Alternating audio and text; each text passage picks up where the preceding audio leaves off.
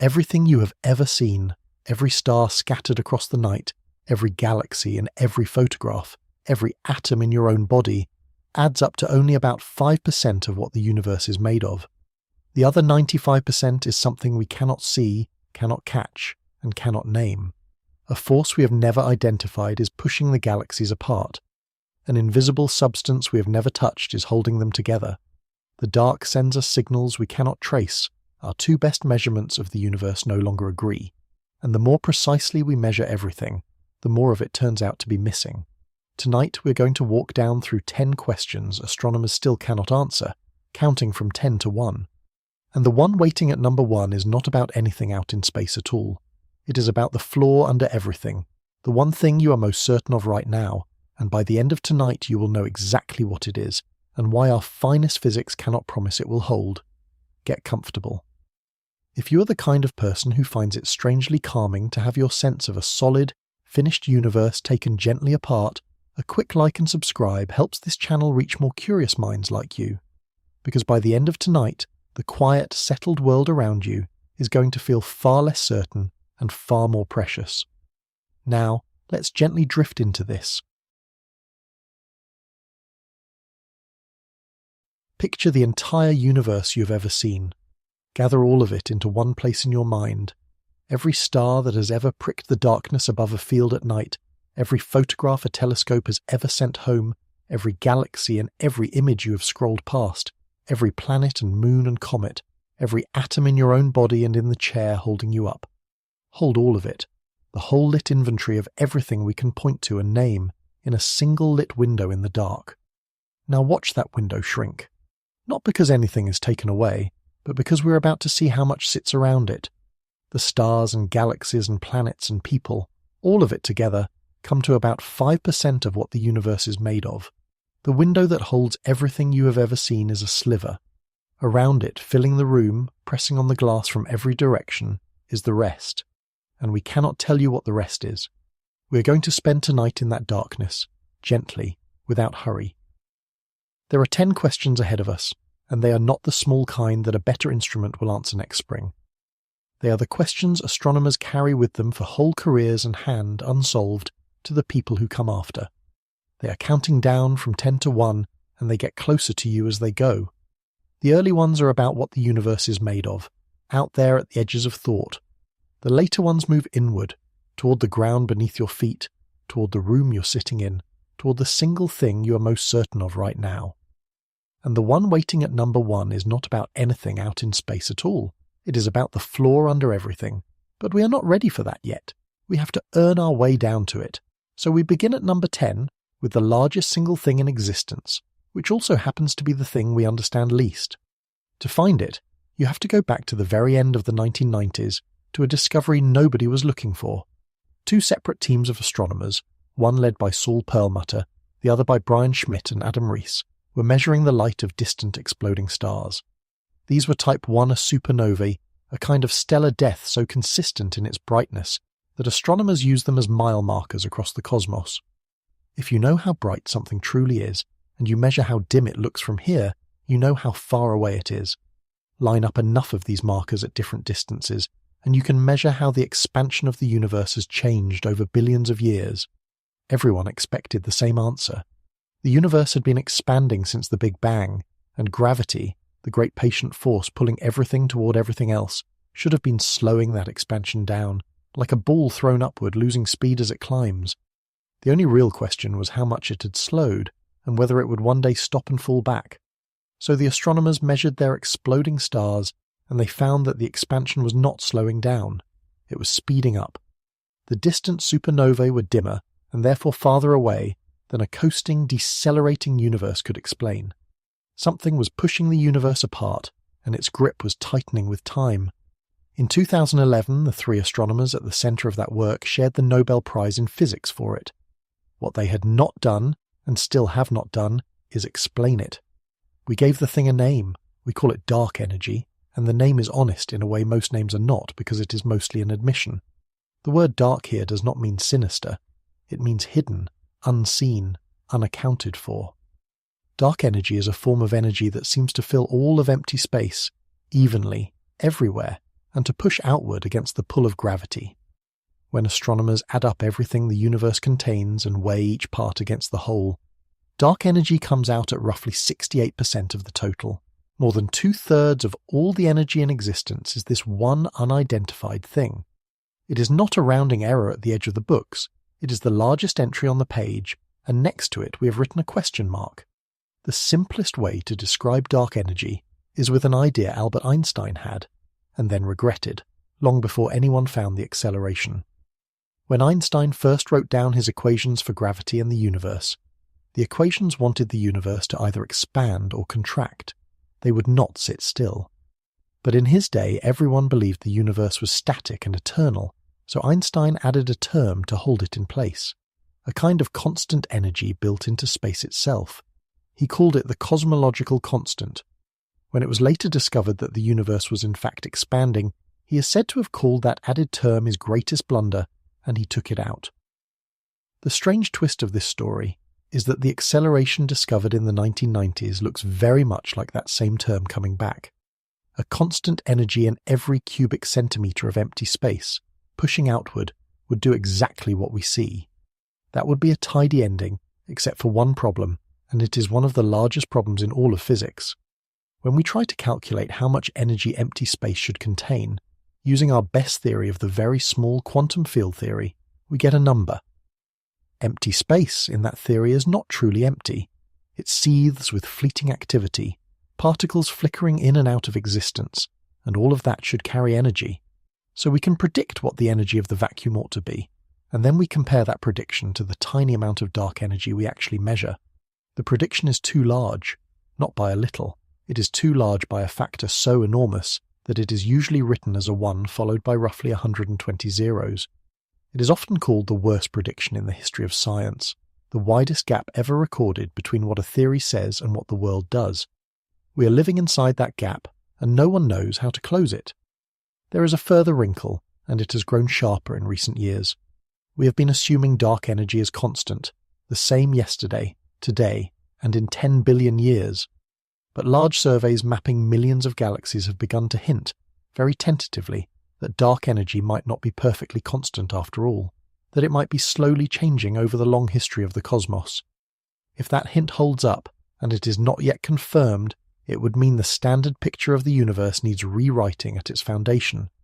Either way, the honest position is the same. The thing that decides the entire future of the universe, whether the galaxies stay within reach of one another or drift apart into isolation forever, is a force we can weigh with real precision and cannot name at all. It helps to understand just how unlike ordinary matter this dark energy behaves, because it reveals how strange the thing truly is. When the universe expands, ordinary matter thins out. Spread the same amount of stuff over a larger volume, and it becomes more dilute, less dense, weaker in its effects, exactly as your intuition would expect. Dark energy does not do this. As space expands, dark energy seems to keep the same density everywhere. Make more space, and you make more dark energy to fill it, at the same strength as before. That is why its influence grows with time rather than fading. In the young universe, when everything was packed close together, the pull of matter's gravity dominated, and the expansion was indeed slowing. But as space stretched, and matter thinned while dark energy held steady, there came a crossover, a few billion years ago, when dark energy took the upper hand. From that moment on, the expansion has been accelerating, and it will only accelerate more as the ages pass. We are living in the era when the unnamed thing began to win. Follow that acceleration far enough into the future, and it leads somewhere quietly lonely, which is worth sitting with for a moment. If dark energy remains constant, then over the coming tens and hundreds of billions of years, the accelerating expansion will carry distant galaxies away from us faster and faster, until, one by one, they cross a kind of horizon beyond which their light can no longer reach us at all. Galaxies that we can see tonight will, in the far future, simply wink out of reach, not by dying, but by being swept beyond the edge of the observable, their light forever losing the race against the stretching of space between us. A civilization living in that distant future would look out and see only its own local group of galaxies, with an empty black sky beyond, and would have no way of knowing that the universe had ever been full. the evidence of the wider cosmos would have been carried away by the very force we cannot name. There is a strange vertigo in that. The acceleration we discovered by accident in the light of exploding stars is, very slowly, editing the universe down toward isolation, and we happen to be alive early enough to still see the whole thing before it goes. And there is one darker possibility that hangs on whether dark energy is truly constant or not, which is why the recent hints of it changing matter so much. If dark energy were to strengthen over time rather than hold steady, the acceleration could eventually grow so violent that it tears apart not just the gaps between galaxies, but galaxies themselves, then solar systems, then planets, then atoms, in a runaway ending some cosmologists have called the Big Rip. That is only one scenario among several, and the evidence does not currently favour it, but the honest point is that our ignorance about the largest component of the universe is also ignorance about how the whole story ends. We cannot say for certain whether everything drifts slowly into cold isolation, or is torn apart, or settles some other way, because the answer depends on the nature of a thing we have not identified. Hold on to that phrase, because we are going to hear it again tonight, in different rooms, about different things. We can measure it, we cannot name it. At number 10, it applies to more than 2/3 of everything.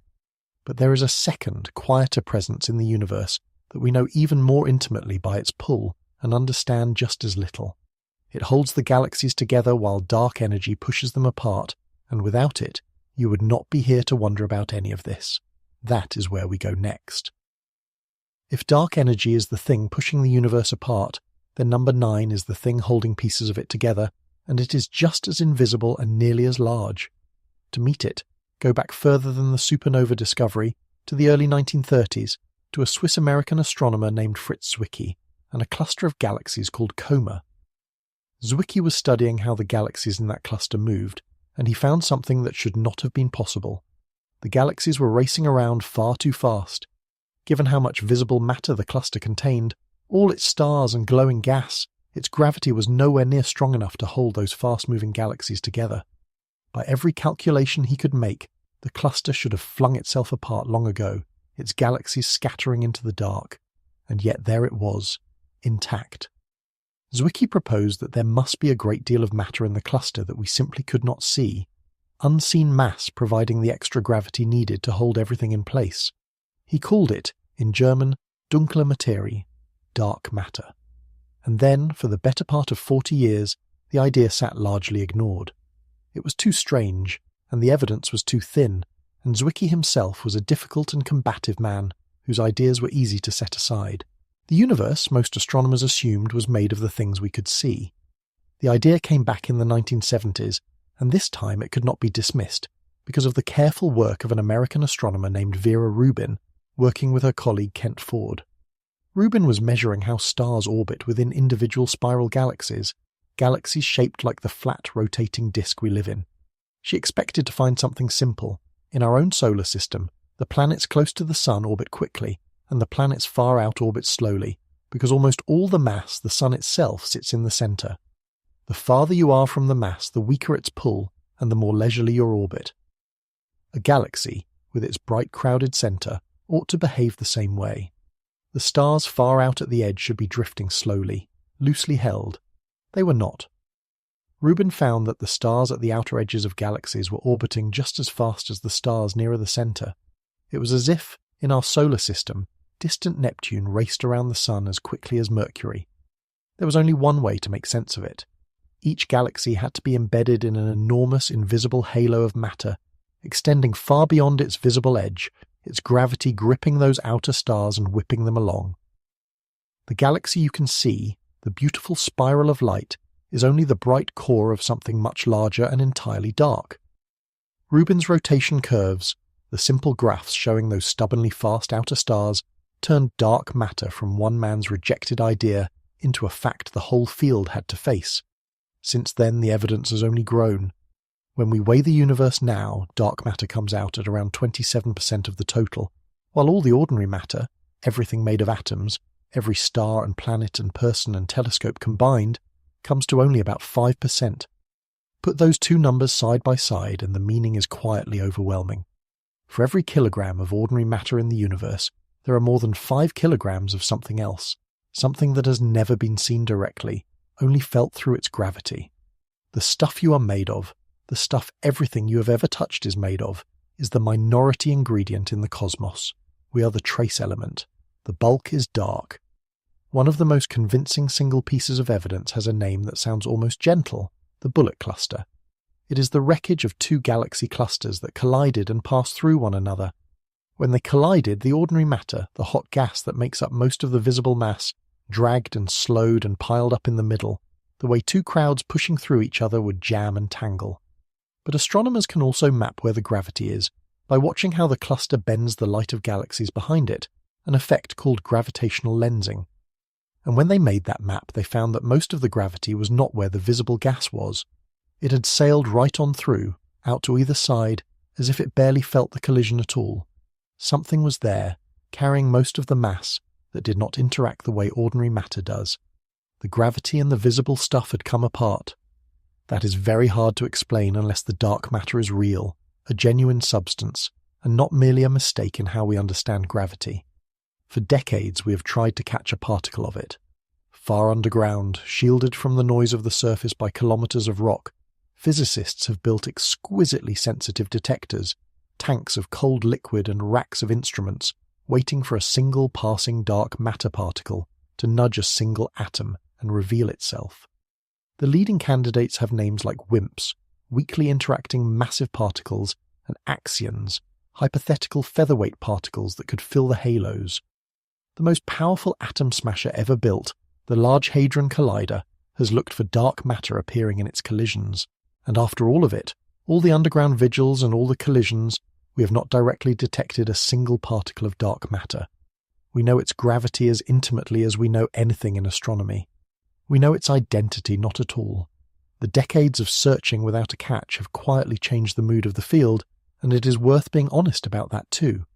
For a long time, the favoured candidate was a particle called the WIMP, a weakly interacting massive particle, and physicists were confident that as detectors grew more sensitive, one would eventually reveal itself.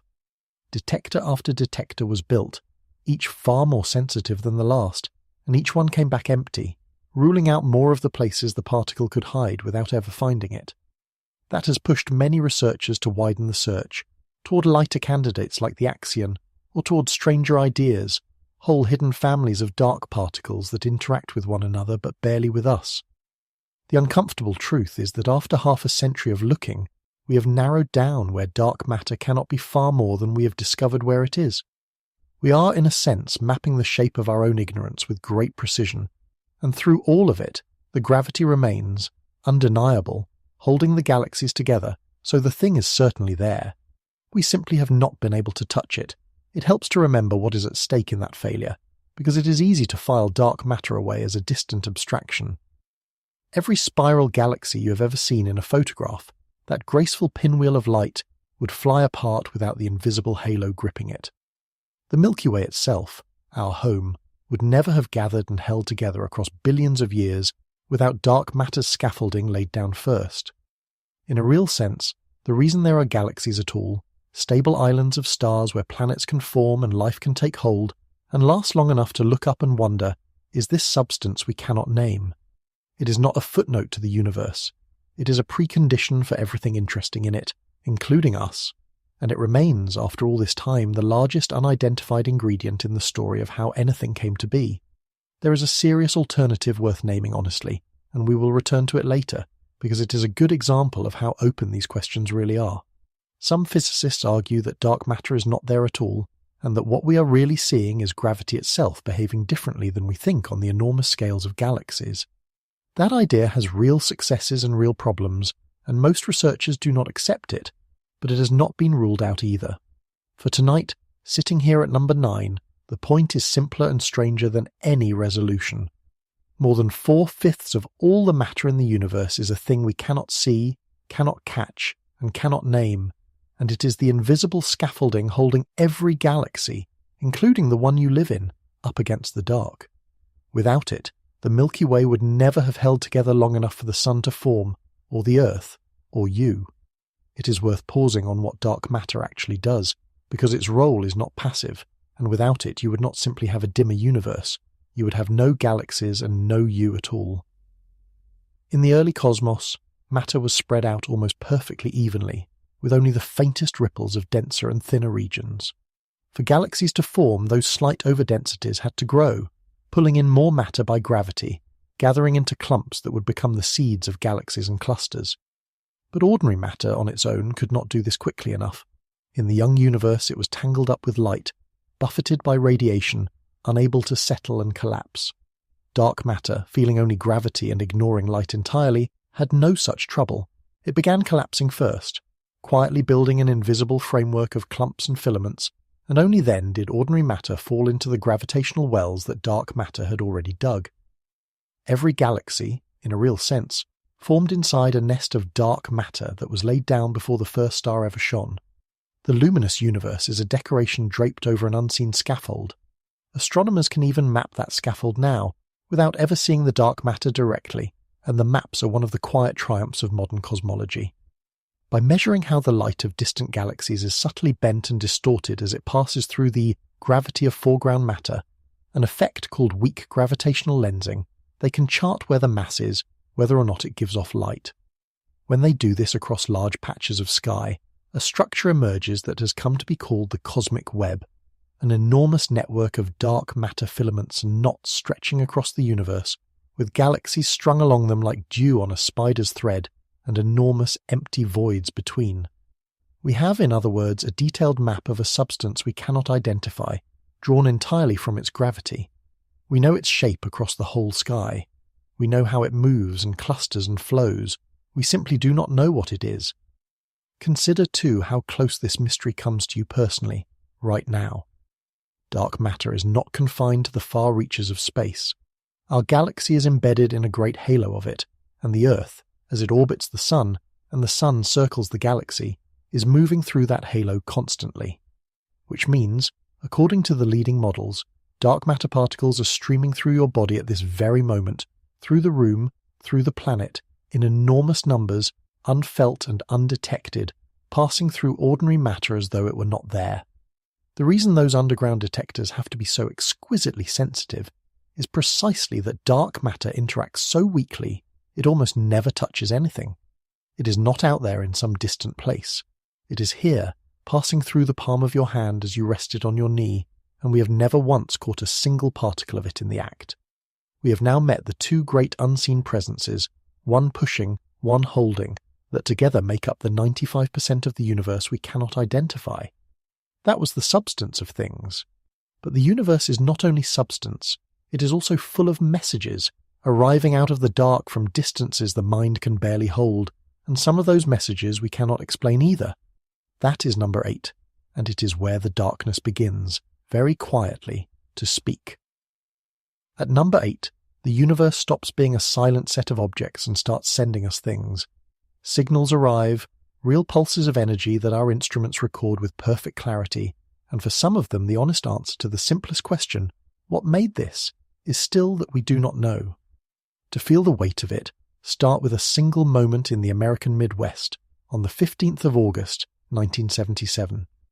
That night, a radio telescope in Ohio called Big Ear was doing what it always did, listening patiently to the sky, sweeping across the heavens as the Earth turned. It was tuned near a particular frequency, the one given off by neutral hydrogen, the most common substance in the universe, at a wavelength of about 21 centimeters. Astronomers pay special attention to that frequency for a good reason. If any civilization out there wanted to be heard, or if some natural process was shouting, this is one of the quiet, natural channels where a signal would stand out, a place on the dial that any physicist anywhere in the galaxy would know to watch. The telescope recorded its data as columns of numbers and letters printed on paper, a measure of how strong the signal was at each moment. Most of the page was the low murmur of the empty sky. A few days later, a volunteer astronomer named Jerry Eman was reviewing the printout, running his eye down the columns, and he stopped. There, in the stream of ordinary noise, was a sequence of numbers and letters that climbed steeply, peaked, and fell away, a signal far louder than the background, at almost exactly that special hydrogen frequency. It had lasted 72 seconds, which was precisely how long the telescope's field of view would take to sweep past a fixed point in the sky, exactly what you would expect from a genuine source out in space rather than something on Earth. Eamon circled the sequence in red pen and wrote a single word in the margin. Wow. And that word became the name, the WOW signal. In the decades since, astronomers have gone back to that patch of sky again and again, with better instruments, listening for anything like it. They have found nothing. The WOW signal never repeated. Its source has never been identified.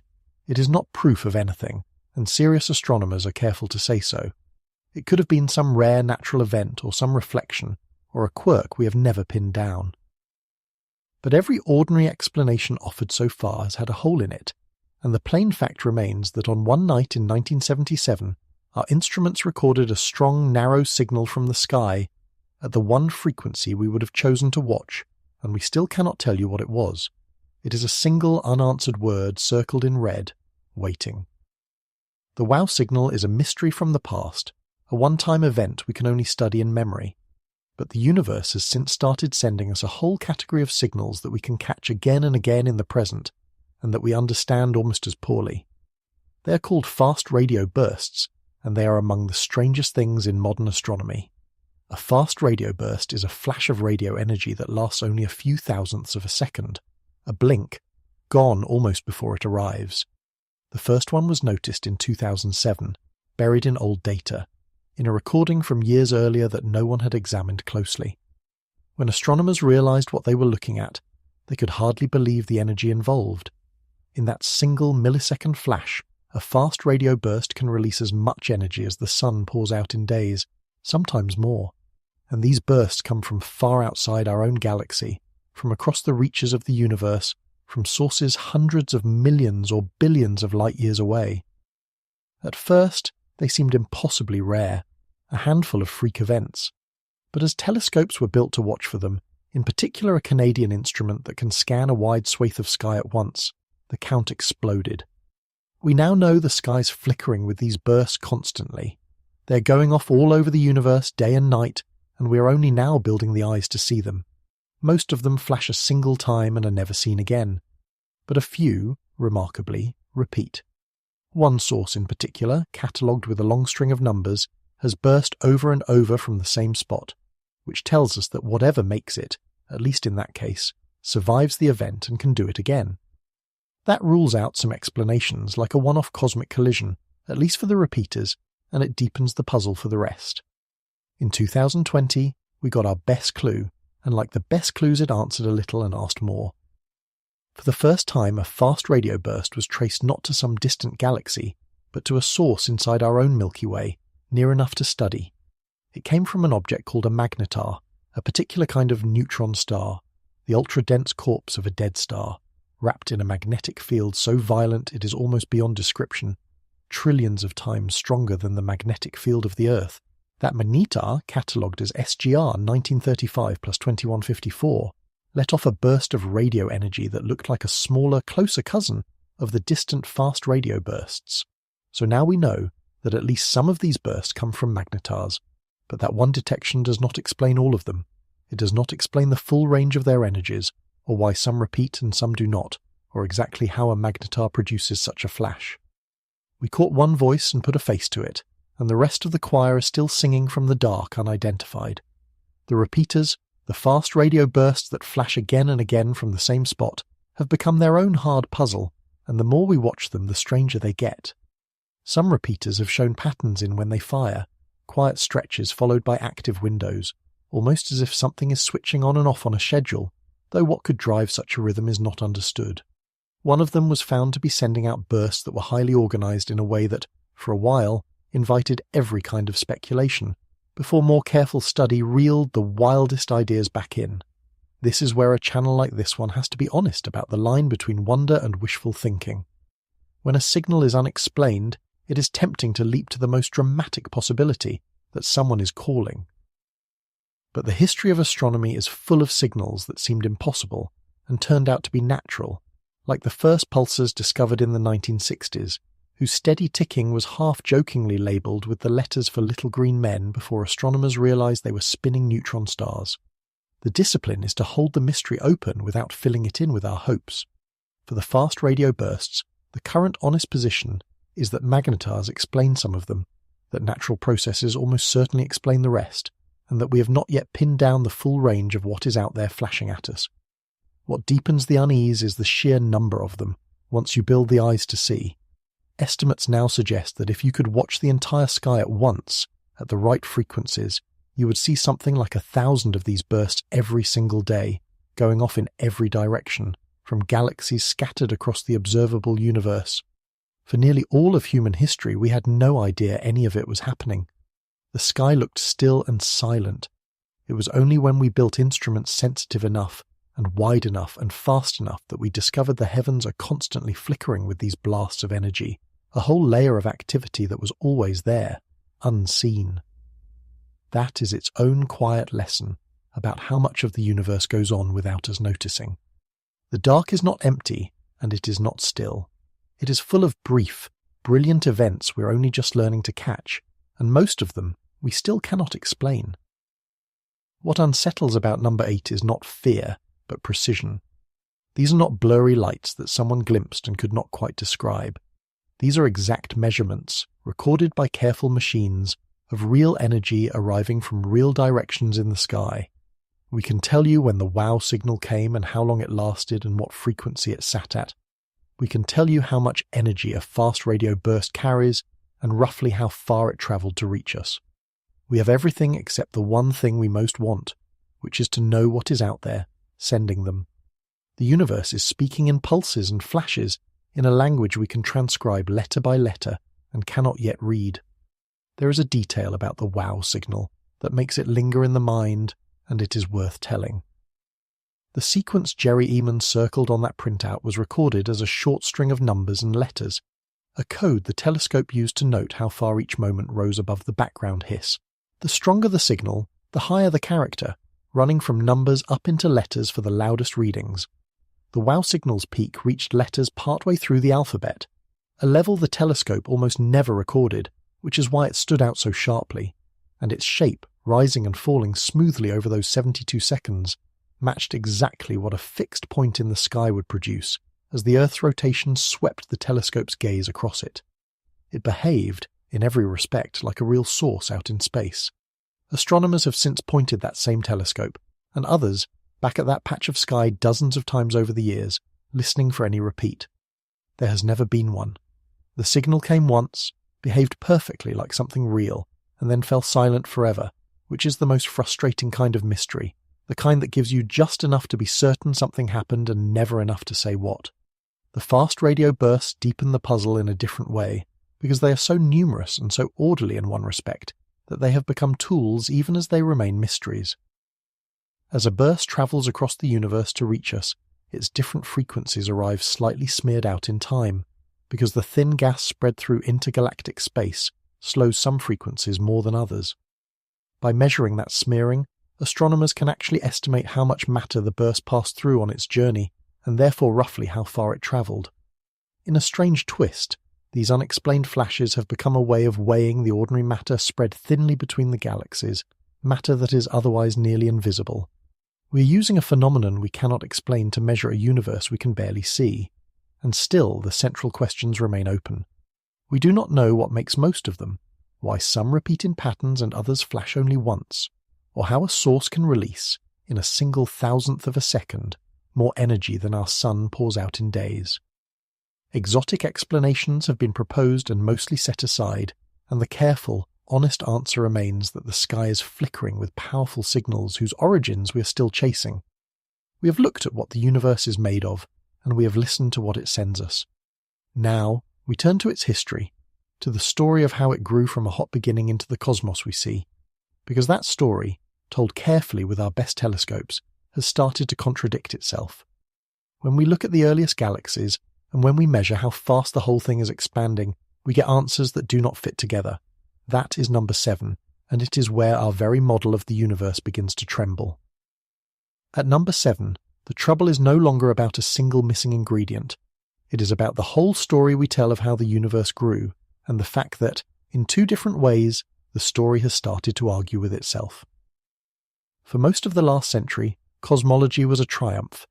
We built a model of the universe starting hot and dense almost 14 billion years ago, expanding and cooling, forming atoms, then stars, then galaxies, then clusters of galaxies, and that model fit the observations with an accuracy that still deserves respect. It predicted the leftover heat of the beginning. It predicted the proportions of the lightest elements. It worked. And then 2 cracks appeared, and neither has closed. The first crack came from looking as far back in time as we can see. When you look at a galaxy that is very far away, you are not seeing it as it is now. You're seeing the light that left it long ago, so the more distant a galaxy, the younger the universe was when that light began its journey.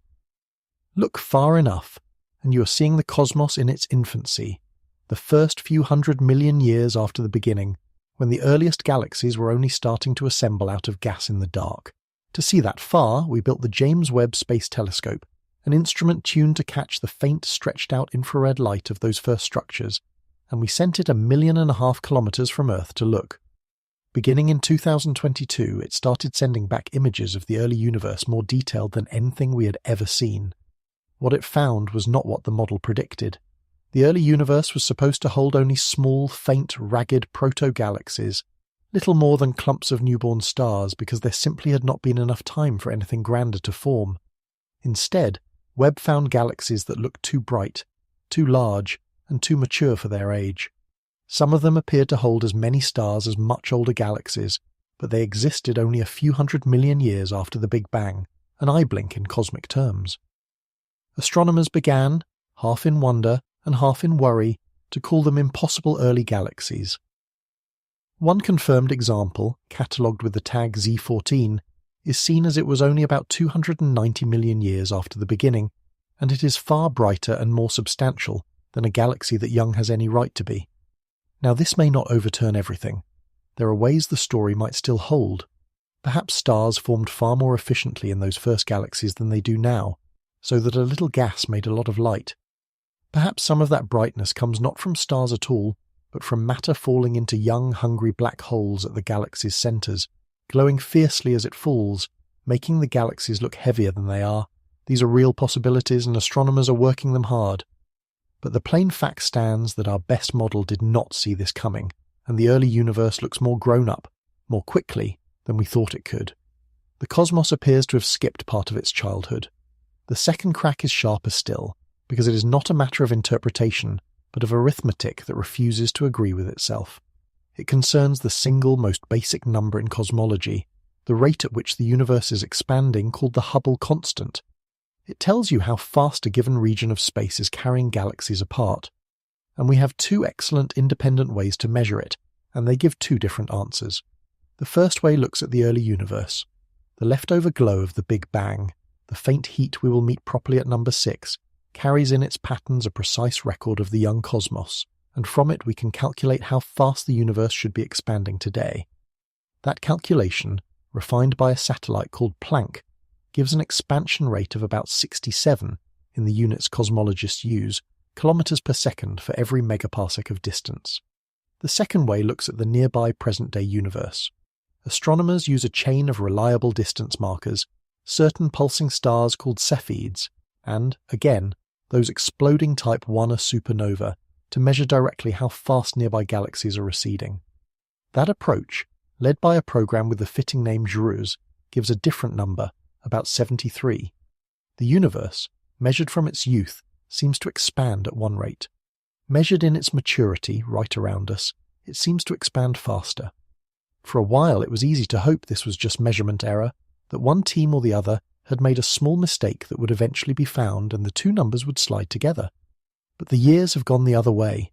Both measurements have been checked and rechecked, tightened and confirmed, and the gap between them has not closed. It has hardened. In the language of statistics, the disagreement has reached about 5 sigma, which is the same threshold physicists use to announce a genuine discovery. In other words, the odds that this gap is a fluke are now vanishingly small. The 2 best rulers we have for measuring the universe disagree about how fast it is growing, and the disagreement is real. Think about what that means. It is not that we lack a measurement. It is that we have 2 superb measurements, each trustworthy on its own terms, and they will not reconcile. Something is off, either in how we understand the early universe, or the late universe, or the dark energy connecting them, or in some piece of physics we have not yet identified that would bridge the 2. There are many proposed fixes, some involving new kinds of particles in the early universe, some involving dark energy behaving differently than we assumed. None has won. The tension sits there, a quiet contradiction at the heart of our best theory, and it will not go away. It is worth slowing down on why looking far away means looking back in time, because that single idea is what makes these early galaxies so troubling. Light does not travel instantly. It moves fast, about 300,000 kilometers every second. But the universe is so large that even at that speed, light takes enormous stretches of time to cross it. The light reaching your eye from the sun left it about 8 minutes ago. The light from the nearest large galaxy to ours left it more than 2 million years ago. And the light from the most distant galaxies the James Webb Space Telescope can see left them more than 13 billion years ago, when the universe was a small fraction of its current age. So when Webb photographs one of those early galaxies, it is not seeing a thing as it is now. It is seeing an image carried across 13 billion years, a photograph developed in the first light of creation and only now arriving. To look far into space is, unavoidably, to look into the past, and the deeper you look, the younger the universe you're seeing. That is the gift of a great telescope, and it is also the source of the shock, because the past it has shown us does not match the past our theories described. The reason astronomers cannot simply shrug the early galaxies off is that they seem to have assembled their mass faster than the standard recipe allows. Building a large galaxy takes time for gas to gather, for stars to form and live and die, for generations of stars to enrich the mix and for the whole thing to grow.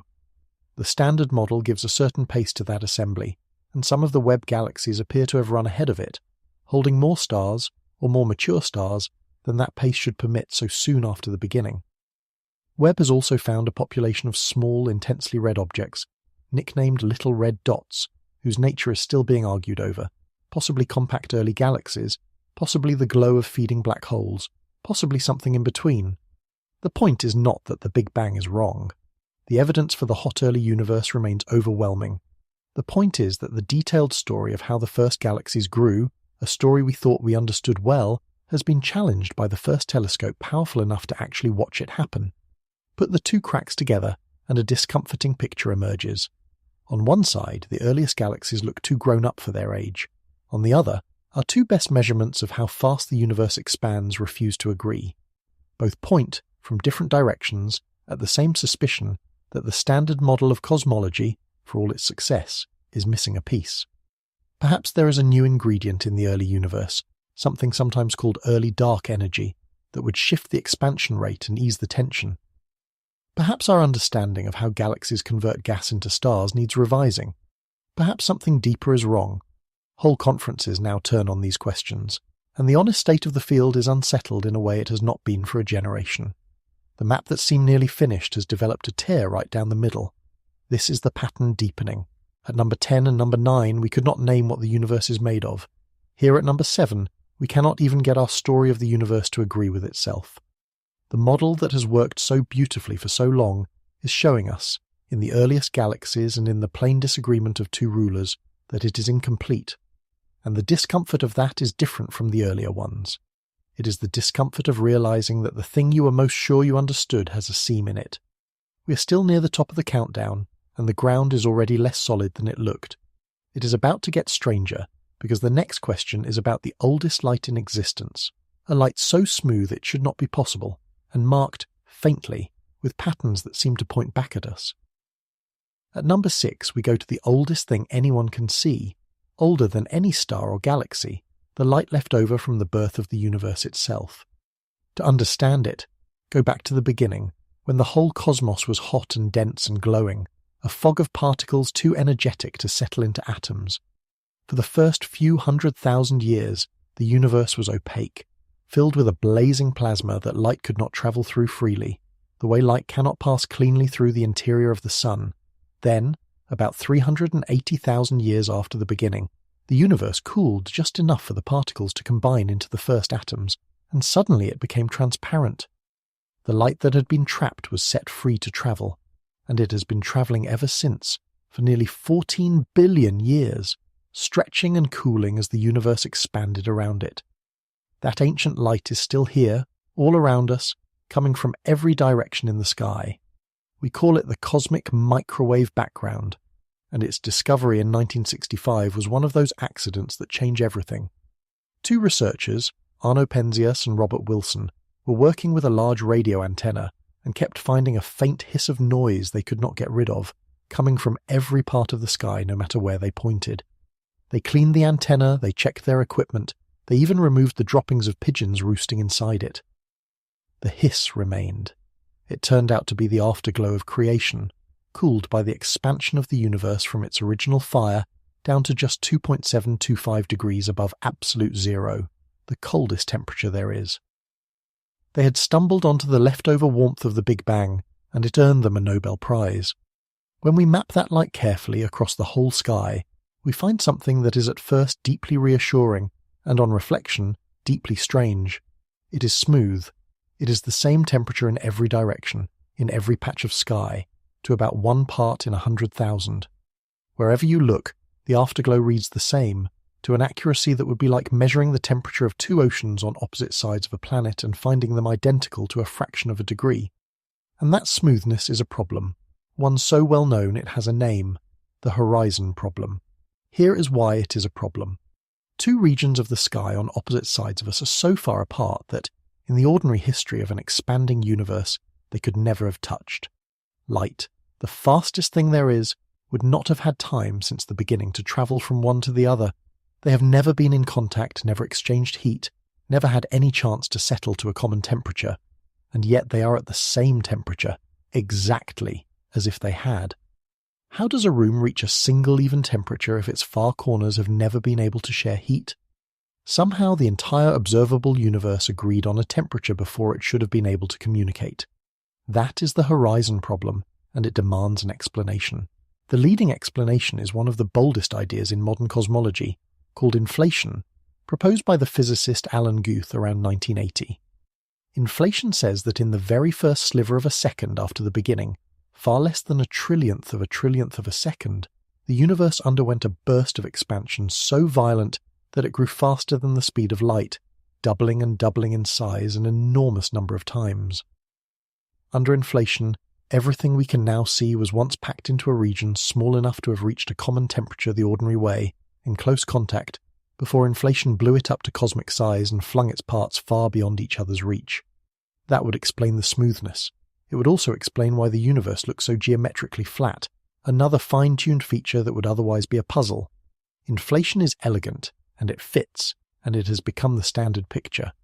But inflation has never been directly confirmed. We do not know what would have driven such an episode, what field or force powered it, or exactly how it started and stopped.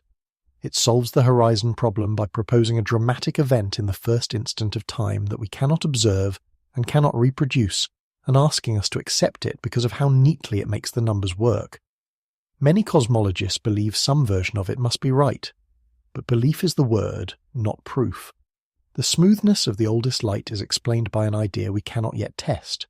Physicists have not given up on testing inflation, and the way they are trying is worth knowing, because it shows how a beautiful idea earns or loses its place in science. If inflation really happened, that violent early stretching should have shaken the fabric of space-time itself, sending out ripples known as gravitational waves, and those primordial ripples would have left a faint particular twist in the pattern of the ancient light, a signature in how that light is polarized, in the direction its waves vibrate. Detecting that specific twist would be close to a smoking gun for inflation, a direct fingerprint of the first sliver of a second. Teams have built specialized instruments at remote dry sites, including at the South Pole, to hunt for it. In 2014, one such team announced they had found it, and for a few weeks it looked like a triumph, before more careful analysis showed the signal was contaminated by dust in our own galaxy, masquerading as the real thing. The fingerprint has not yet been found. The search goes on, with better instruments, precisely because inflation, for all its elegance, is still a claim awaiting the kind of hard evidence that would move it from a compelling story to a confirmed fact. That honesty, the willingness to keep testing a beloved idea, is the discipline that separates science from faith. There is also a dizzying corollary to inflation that many cosmologists take seriously, and it loops back to the largest questions we'll meet later tonight. In many versions of the theory, once inflation starts, it does not stop everywhere at once. It keeps going in some regions even as it ends in others, endlessly spawning new expanding regions, new pockets that could become entire universes of their own. This is eternal inflation, and if it is right, our universe would be just one bubble among a limitless number, each perhaps with its own conditions. We cannot see these other regions. They would be forever beyond our horizon, unreachable and unobservable. But they fall out of the same theory we invoked to explain why our sky is so smooth. The idea we reach for to solve one mystery quietly opens a far larger one, a theme we will return to before the night is done. And then, layered on top of the smoothness, there are the anomalies, the faint places where the ancient light does something it should not. When you subtract the overall sameness and look at the tiny variations that remain, the little warmer and cooler patches that seeded all the future galaxies, most of it looks exactly as random as the theory predicts. But not all of it. There is a region called the cold spot, a patch of sky larger and colder than the standard picture comfortably allows, an unusual dent in the afterglow that has resisted easy explanation. And there is something even stranger, an alignment that astronomers have half-jokingly named the axis of evil.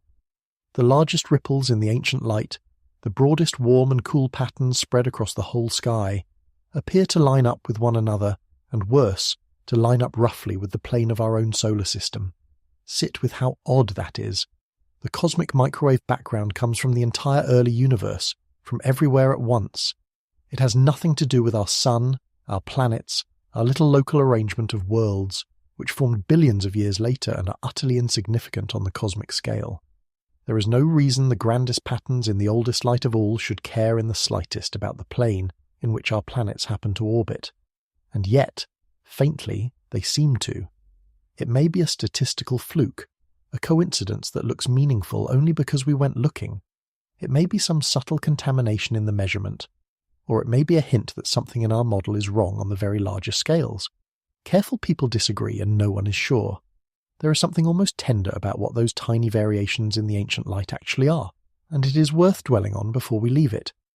The cosmic microwave background is not perfectly uniform, and it is a good thing it is not, because those faint warmer and cooler patches, differences of only 100,000th of a degree, are the seeds of everything. In the hot early universe, sound waves rippled through the glowing plasma, regions compressing and rarefying, and when the universe suddenly turned transparent, those ripples were frozen into the light as a pattern of slightly denser and slightly thinner regions. The denser spots had a little more gravity, and over the following billions of years they pulled in more matter, growing into the first stars, the first galaxies, the great cosmic web.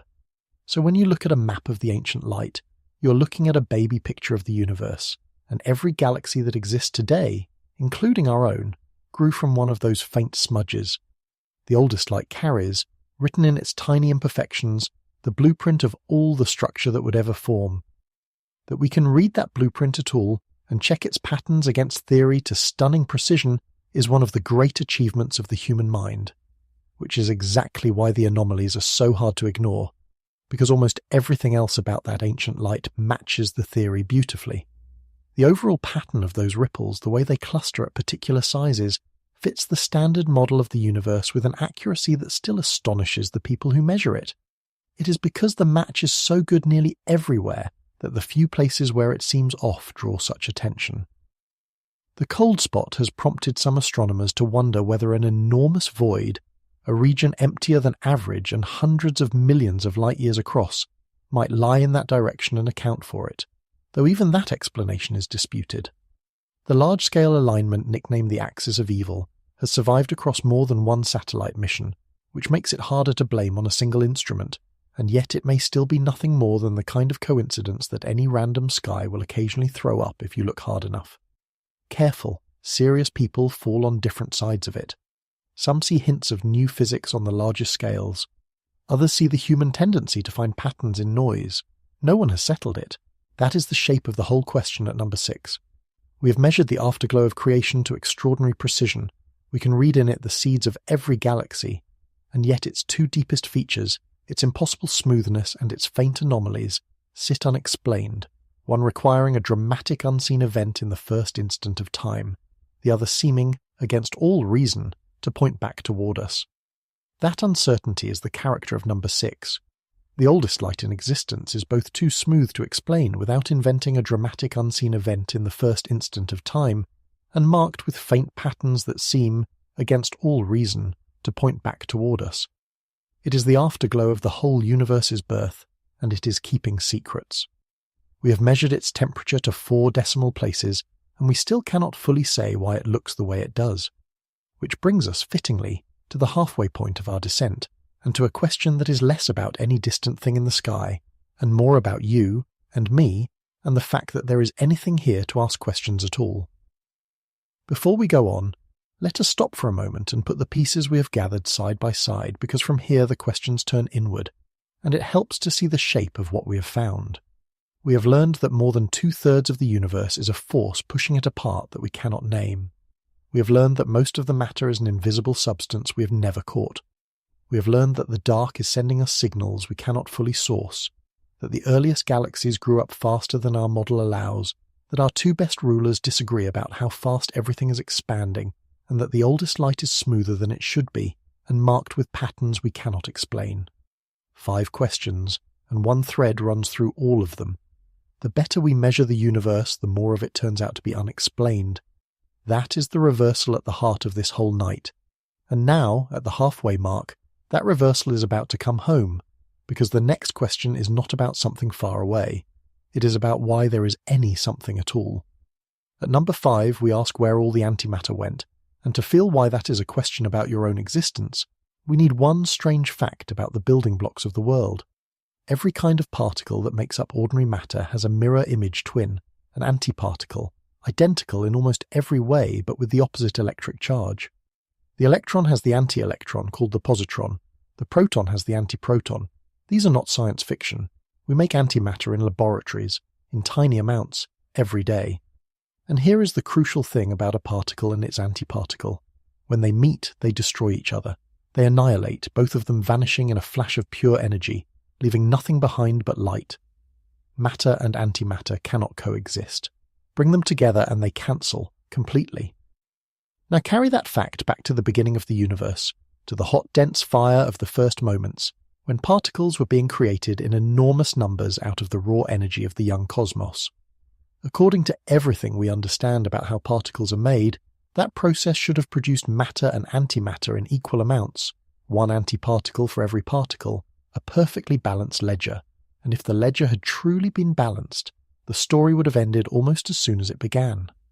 As the universe cooled, every particle would have found its antiparticle, and the 2 would have annihilated, and the universe would have been left as an ocean of light with no matter in it at all.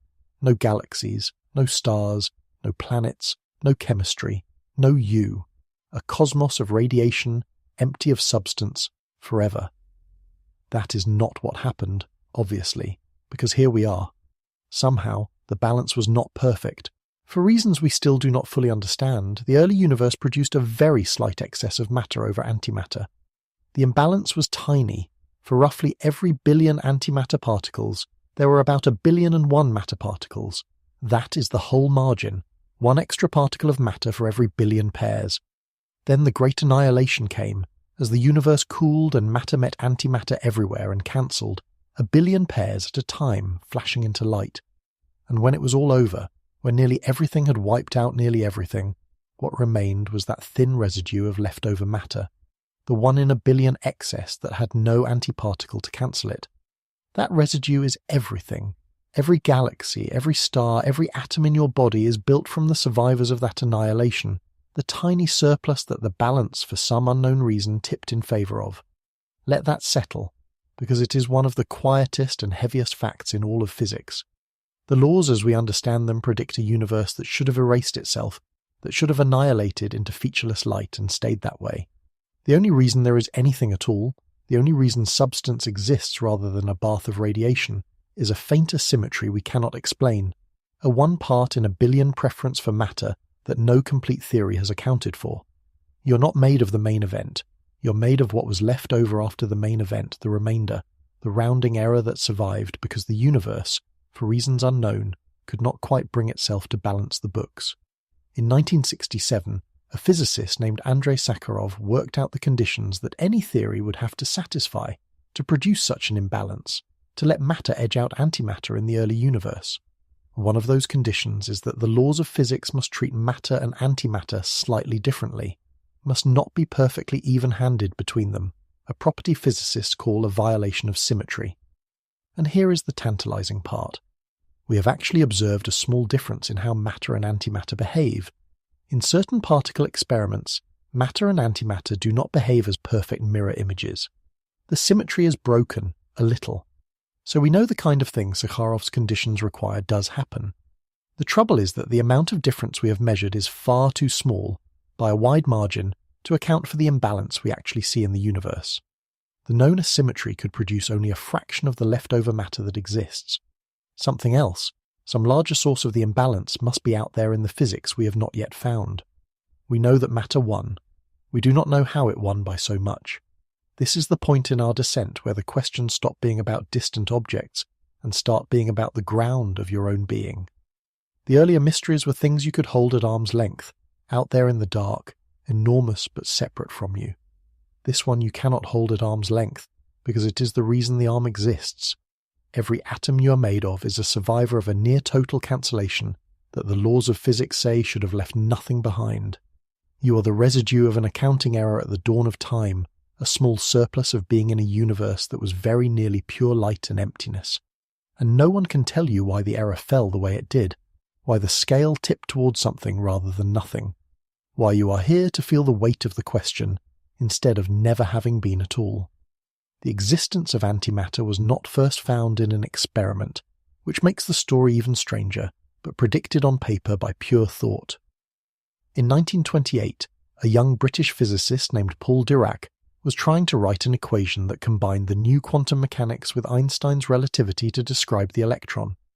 His equation worked, beautifully, but it had an odd feature. It allowed solutions that seemed to describe a particle just like the electron but with the opposite charge, a particle that, at the time, no one had ever seen.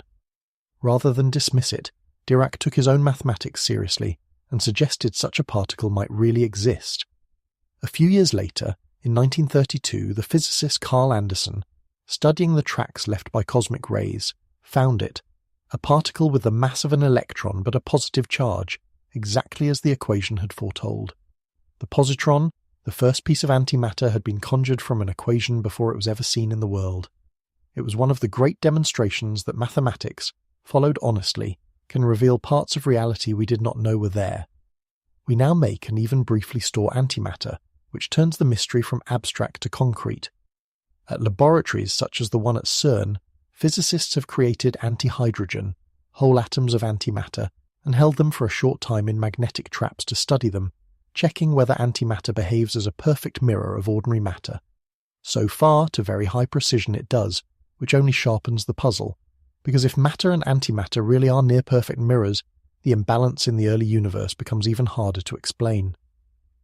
The small difference we have observed between them, that slight violation of symmetry, is real but far too meagre to account for a whole universe of surviving matter. Some physicists suspect the answer may lie with the ghostly particles called neutrinos, in a process sometimes called leptogenesis, where a tilt in the behavior of neutrinos in the early universe could have seeded the matter excess. It is a promising idea, and experiments are hunting for the clues it would require, but it is not confirmed. The mechanism that let matter win remains, for now, unknown. And there is one more thing worth holding, because it makes the Great Annihilation feel less like ancient history, and more like something you are still inside of. All those pairs of matter and antimatter that cancelled at the beginning did not simply vanish. They turned into light, an ocean of radiation released as they annihilated. And that light is still here. It is, in fact, the very cosmic microwave background we spoke of a moment ago, the faint warmth filling all of space in every direction. The number of those leftover light particles compared to the number of surviving matter particles tells the story directly, because for every particle of matter that exists today, there are around 1 billion particles of that ancient light.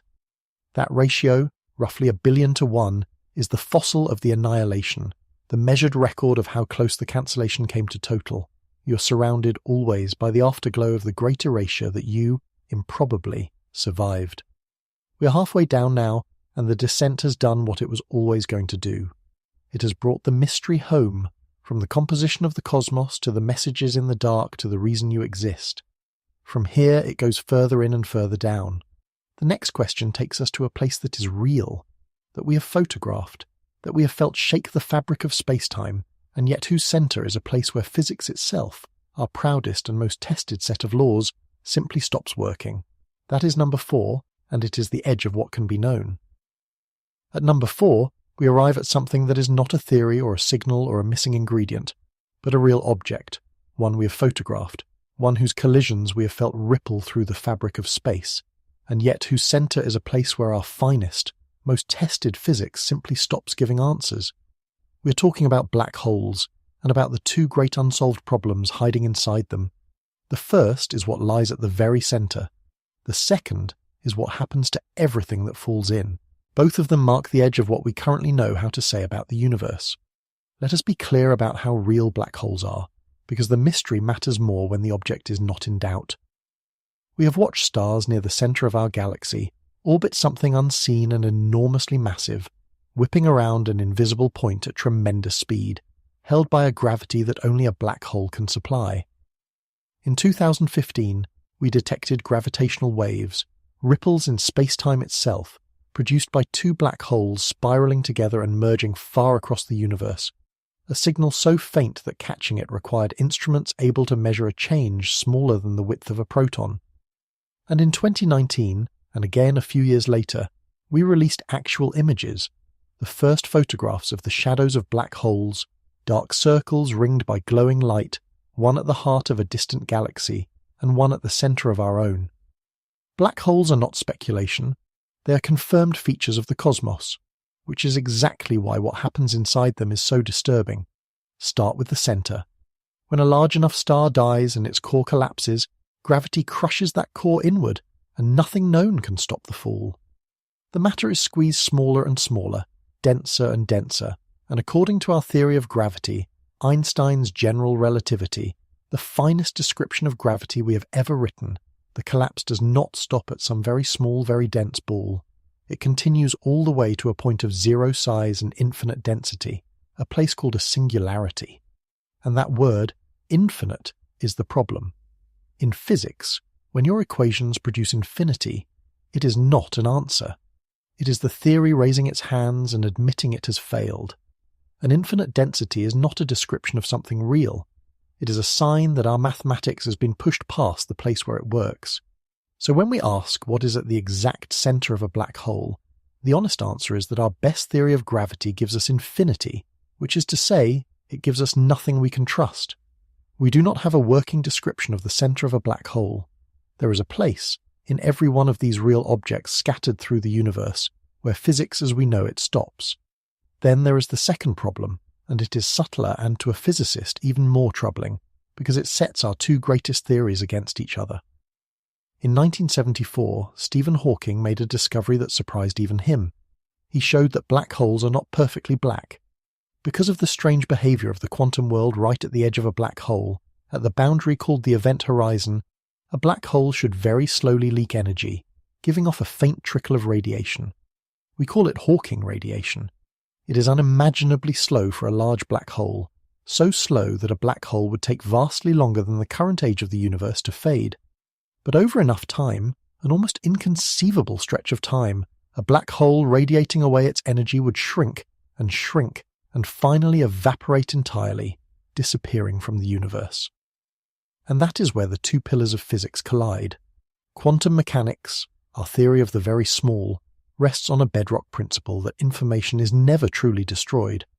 The precise details of what a thing is, the quantum information that describes it, can be scrambled beyond recognition, but in principle it must always be preserved somewhere, never erased from the universe entirely.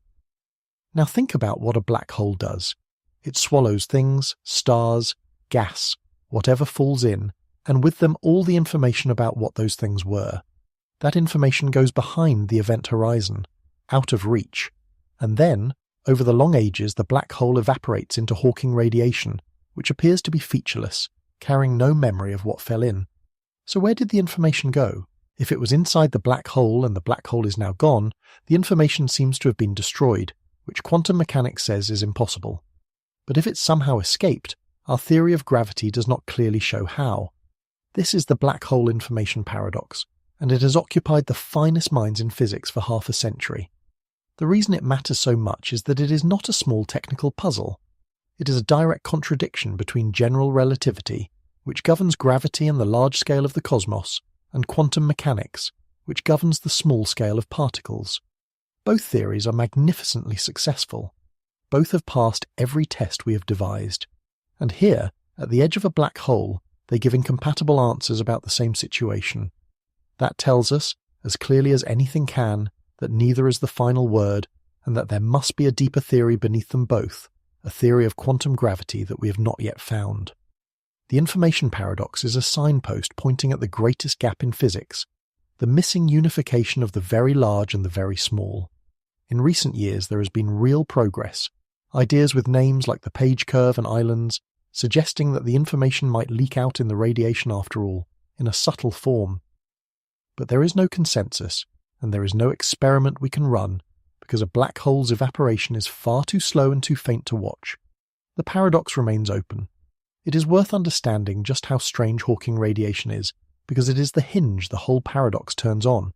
The radiation does not come from inside the black hole, from beyond the point of no return, which nothing can escape.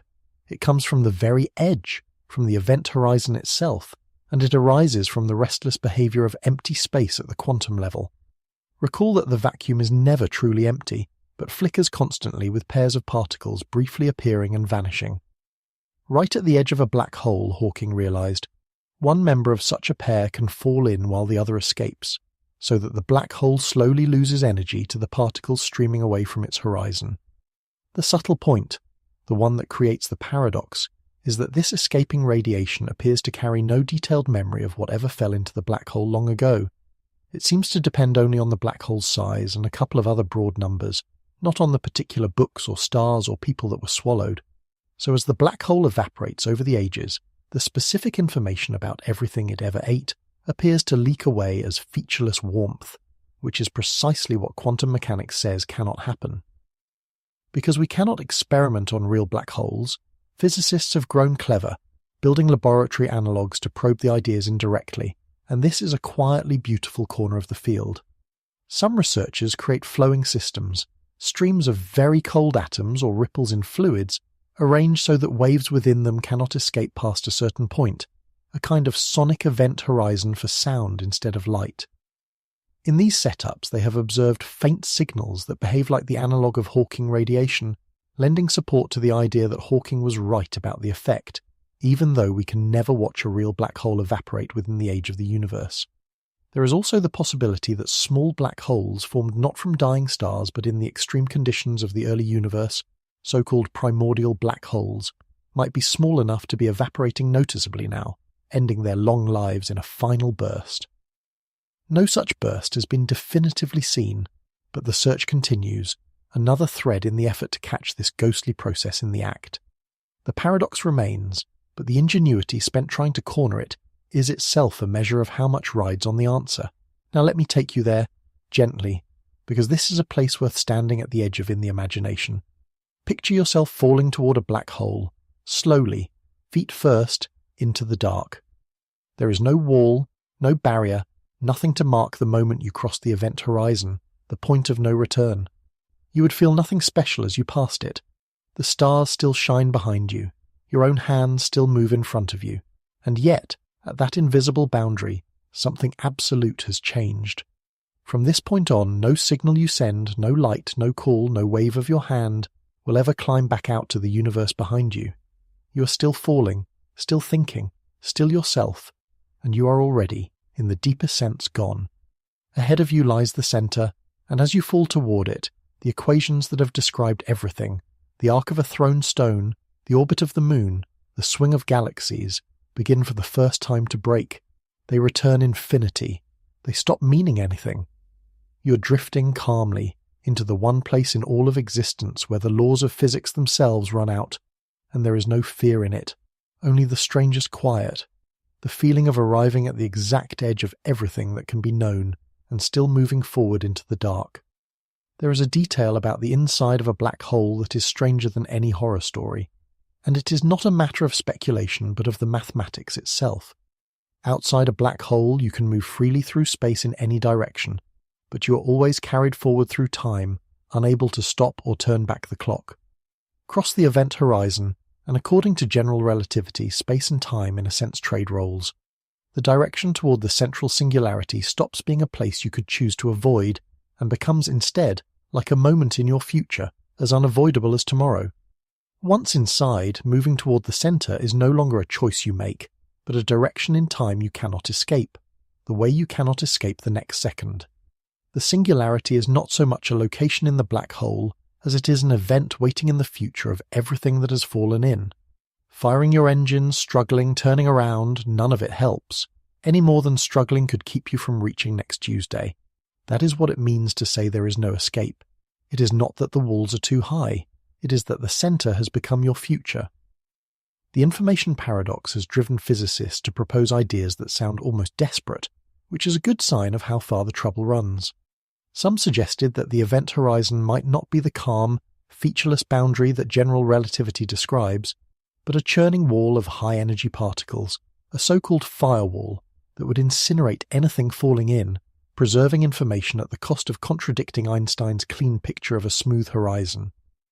Others reached for the holographic principle, a genuinely radical idea that all the information about what falls into a black hole might be encoded on its two-dimensional surface, as if the interior were a projection of data written on the boundary, which has led some physicists to wonder, half seriously, whether the same might be true of the universe as a whole.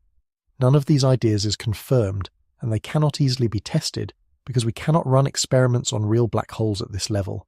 But the very fact that serious physicists are driven to such strange proposals tells you how badly our current theories fail at this one point, and how much must be hiding in the missing theory of quantum gravity that would finally reconcile them. Come back now, to your chair, to the room, to the ordinary solid world. What number 4 leaves us with is this. Black holes are real, we have their photographs, we have felt them shake space-time, and inside every one of them is a place where our best physics openly fails, a singularity our equations cannot describe, and a paradox that sets our two greatest theories against each other with no referee to settle it. It is the edge of the map marked not with sea monsters but with infinities, and it is scattered by the millions across the sky. We have descended now to the last 3 questions, and they change character one final time. They stop being about the universe as a thing and start being about us, our place in it, and whether it was somehow made for us at all. That begins with a silence. At number 3 we ask a question so simple a child could pose it, and so heavy that no one has been able to answer it. Are we alone? And the strange, unsettling thing is that the universe seems, on every count we can make, as though it should be crowded with life, and yet when we listen, we hear nothing at all. That gap between what we expect and what we find is the mystery, and the silence itself is the evidence. Let us build the expectation honestly, because it is what makes the silence so loud. Our galaxy, the Milky Way, contains somewhere between 100 billion and 400 billion stars. That is not a figure of speech, it is a count of suns, each one a star like or unlike our own, spread across a spiral 100,000 light-years wide. And we now know, from decades of patient searching, that planets are not rare. Most stars have them. The galaxy is full of worlds, billions upon billions of them, and a good fraction of those orbit at the right distance from their star for liquid water, the one ingredient life as we know it seems to require. Then add the dimension that truly opens the mind, which is time. The universe is about 13.8 billion years old. Our Sun and Earth are latecomers, formed only about 4.5 billion years ago, more than 9 billion years after the beginning. For all those billions of years before us, stars lived and died, planets formed, and there was ample time, more time than we can properly hold in the mind, for life to arise elsewhere, and to develop, and to build civilizations, long, long before our species learned to make fire. So the galaxy is old, and full of stars and full of worlds, and much of it is far older than us. If even a tiny fraction of those worlds gave rise to life, and even a tiny fraction of that life became intelligent, and even a tiny fraction of that intelligence built ships or sent signals, then the galaxy should show it. A civilization even a little older than ours, with even a modest head start of a few million years, which is nothing against the age of the galaxy, could have spread across the stars many times over, or filled the sky with signals. The mathematics of it is almost impossible to escape. The galaxy should be humming with company. In 1950, over lunch with colleagues, the physicist Enrico Fermi is said to have listened to a conversation about the likelihood of alien civilizations, and then asked a question that has haunted the field ever since. Where is everybody? If they should be out there, and out there in numbers, and some of them far ahead of us, then where are they? Why is the sky silent? Why, when we point our telescopes and our radio dishes at the heavens and listen, do we hear only the natural crackle of stars and gas, and never once, clearly, the signature of another mind? That question is now called the Fermi paradox, and the decades since have only sharpened it. Our searches have grown more capable, our surveys wider, our instruments more sensitive, and still nothing. No signal we can confirm, no probe, no unambiguous sign that anyone else has ever been out there at all. The one word Jerry Amon wrote in the margin, all those years ago, remains the closest thing to a knock on the door, and even that never came again. There are many proposed answers, and they range from the comforting to the deeply unsettling. Perhaps life itself is far rarer than we assume, and the step from lifeless chemistry to the first living thing is a fluke so improbable that it has happened only here. Perhaps life is common but intelligence is rare. Perhaps civilizations arise often but do not last, do not spread, do not signal in ways we can detect. And there is one proposed answer that casts a longer shadow than the rest, an idea called the Great Filter. The Great Filter is the suggestion that somewhere along the path from lifeless rock to a lasting star-faring civilization, there is a barrier, a step so hard that almost nothing gets past it. Something filters out nearly all of it, leaving the galaxy silent. The question that makes the Great Filter more than an abstraction is a single, sharp one. Where is the filter? Is it behind us or ahead of us? If the filter is behind us, if the hard step was the origin of life itself, or the leap to complex cells, or some other early hurdle we have already, improbably, cleared, then that is a strange kind of good news. It would mean we are rare because getting this far is nearly impossible, and having gotten here, the road ahead might be open. But if the filter is ahead of us, if the hard step is something that lies in the future of every civilization, some barrier that reliably stops intelligent species from becoming old and widespread, whether by self-destruction or by some obstacle we cannot yet see, then the silence takes on a darker meaning. It would mean that the reason the sky is empty is that civilizations like ours tend not to survive what is coming, and we cannot yet tell which it is. The two possibilities look the same from where we stand, an empty sky, and they carry utterly different weight for our own future. Here is where the mystery stops being about aliens and becomes about us, quietly, in the space of a single thought.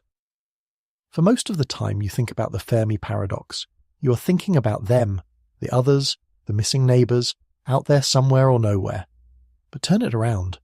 The empty sky is not only a fact about distant civilizations, it is potentially a mirror. If the Great Filter is ahead of us, then the silence we hear when we listen to the galaxy is the silence of everyone who came before and did not make it, everyone who reached roughly where we are and then fell quiet. It would mean that the quiet is not an absence of others so much as a record of endings, and that we are looking, without recognizing it, at the shape of a warning. The night sky, on this reading, is not empty because no one was ever there.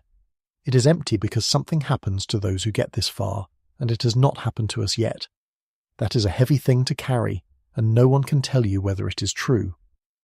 Back in 1961, an astronomer named Frank Drake tried to organize this whole question into a single line of reasoning, and the result, now called the Drake equation, is less a formula for an answer than a way of laying out our ignorance in order. It multiplies together a chain of factors, the rate at which stars form, the fraction that have planets, the fraction of those planets that could host life, the fraction where life actually arises, the fraction that becomes intelligent, the fraction that develops technology we could detect, and, crucially, the length of time such a civilization survives and stays detectable. Multiply all of that together, and you get an estimate of how many communicating civilizations should be out there in our galaxy right now. The trouble is that we only know the first couple of factors with any confidence. The rest are guesses, and depending on how you fill them in, the equation can give an answer of millions, or an answer of one, meaning us and no one else. The Drake equation did not solve the Fermi paradox. It did something more useful. It showed exactly which unknowns the answer depends on, and made plain how much of the question comes down to that final, haunting factor: how long civilizations last. The proposed resolutions to the silence have multiplied over the decades, and each one carries its own strange flavour. Some hold that we are genuinely early, that the universe is still young, and we may be among the first technological civilizations to arise, with the great wave of galactic life still ahead of us rather than behind. Some suggest life is common, but the leap to complex intelligent life is the rare fluke, so that the galaxy teems with microbes and almost nothing more. There is the so-called zoo hypothesis, the idea that advanced civilizations exist but deliberately leave us alone, watching without contact, though this strains belief because it would require every single one of them to agree, forever, without exception. And there is a darker suggestion sometimes called the dark forest, the idea that civilizations stay silent on purpose, hiding, because announcing your presence to an unknown universe might be dangerous. Each of these is a story we tell to explain a single stubborn fact, the quiet, and none of them can be confirmed. They are frameworks for our ignorance, not answers to it.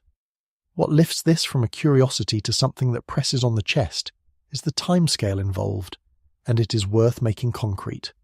A civilization that wanted to spread across the entire galaxy, even moving slowly, even at speeds we can already imagine, sending out probes or ships that build more probes and ships when they arrive, could in principle reach every corner of the Milky Way in a few million years. That sounds enormous, but against the age of the galaxy, more than 10 billion years, a few million years is the blink of an eye, less than 0.1% of the available time.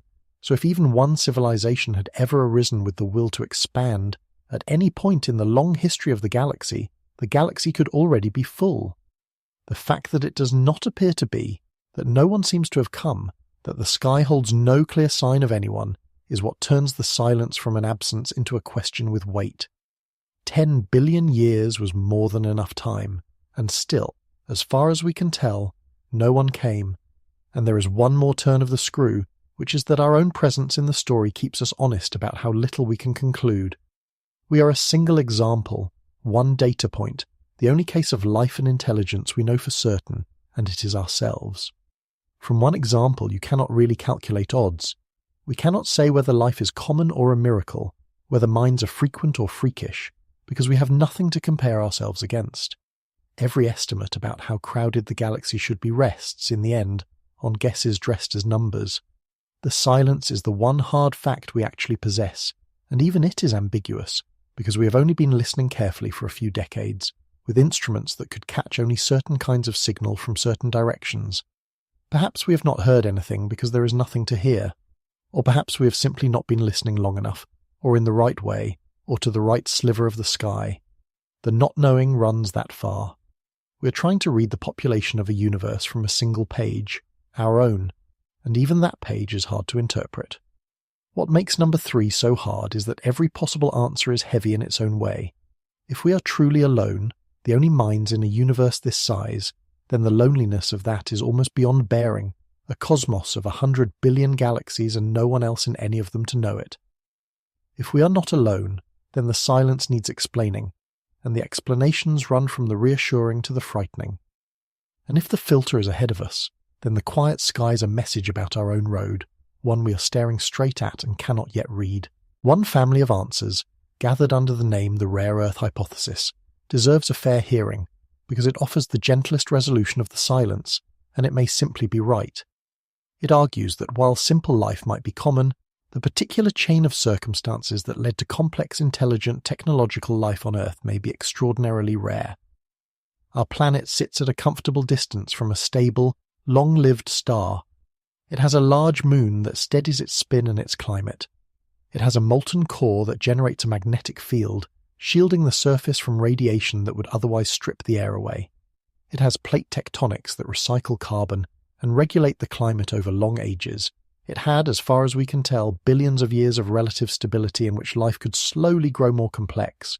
Change any of these, the rare Earth argument suggests, and the story might stall at pond scum, or never begin at all.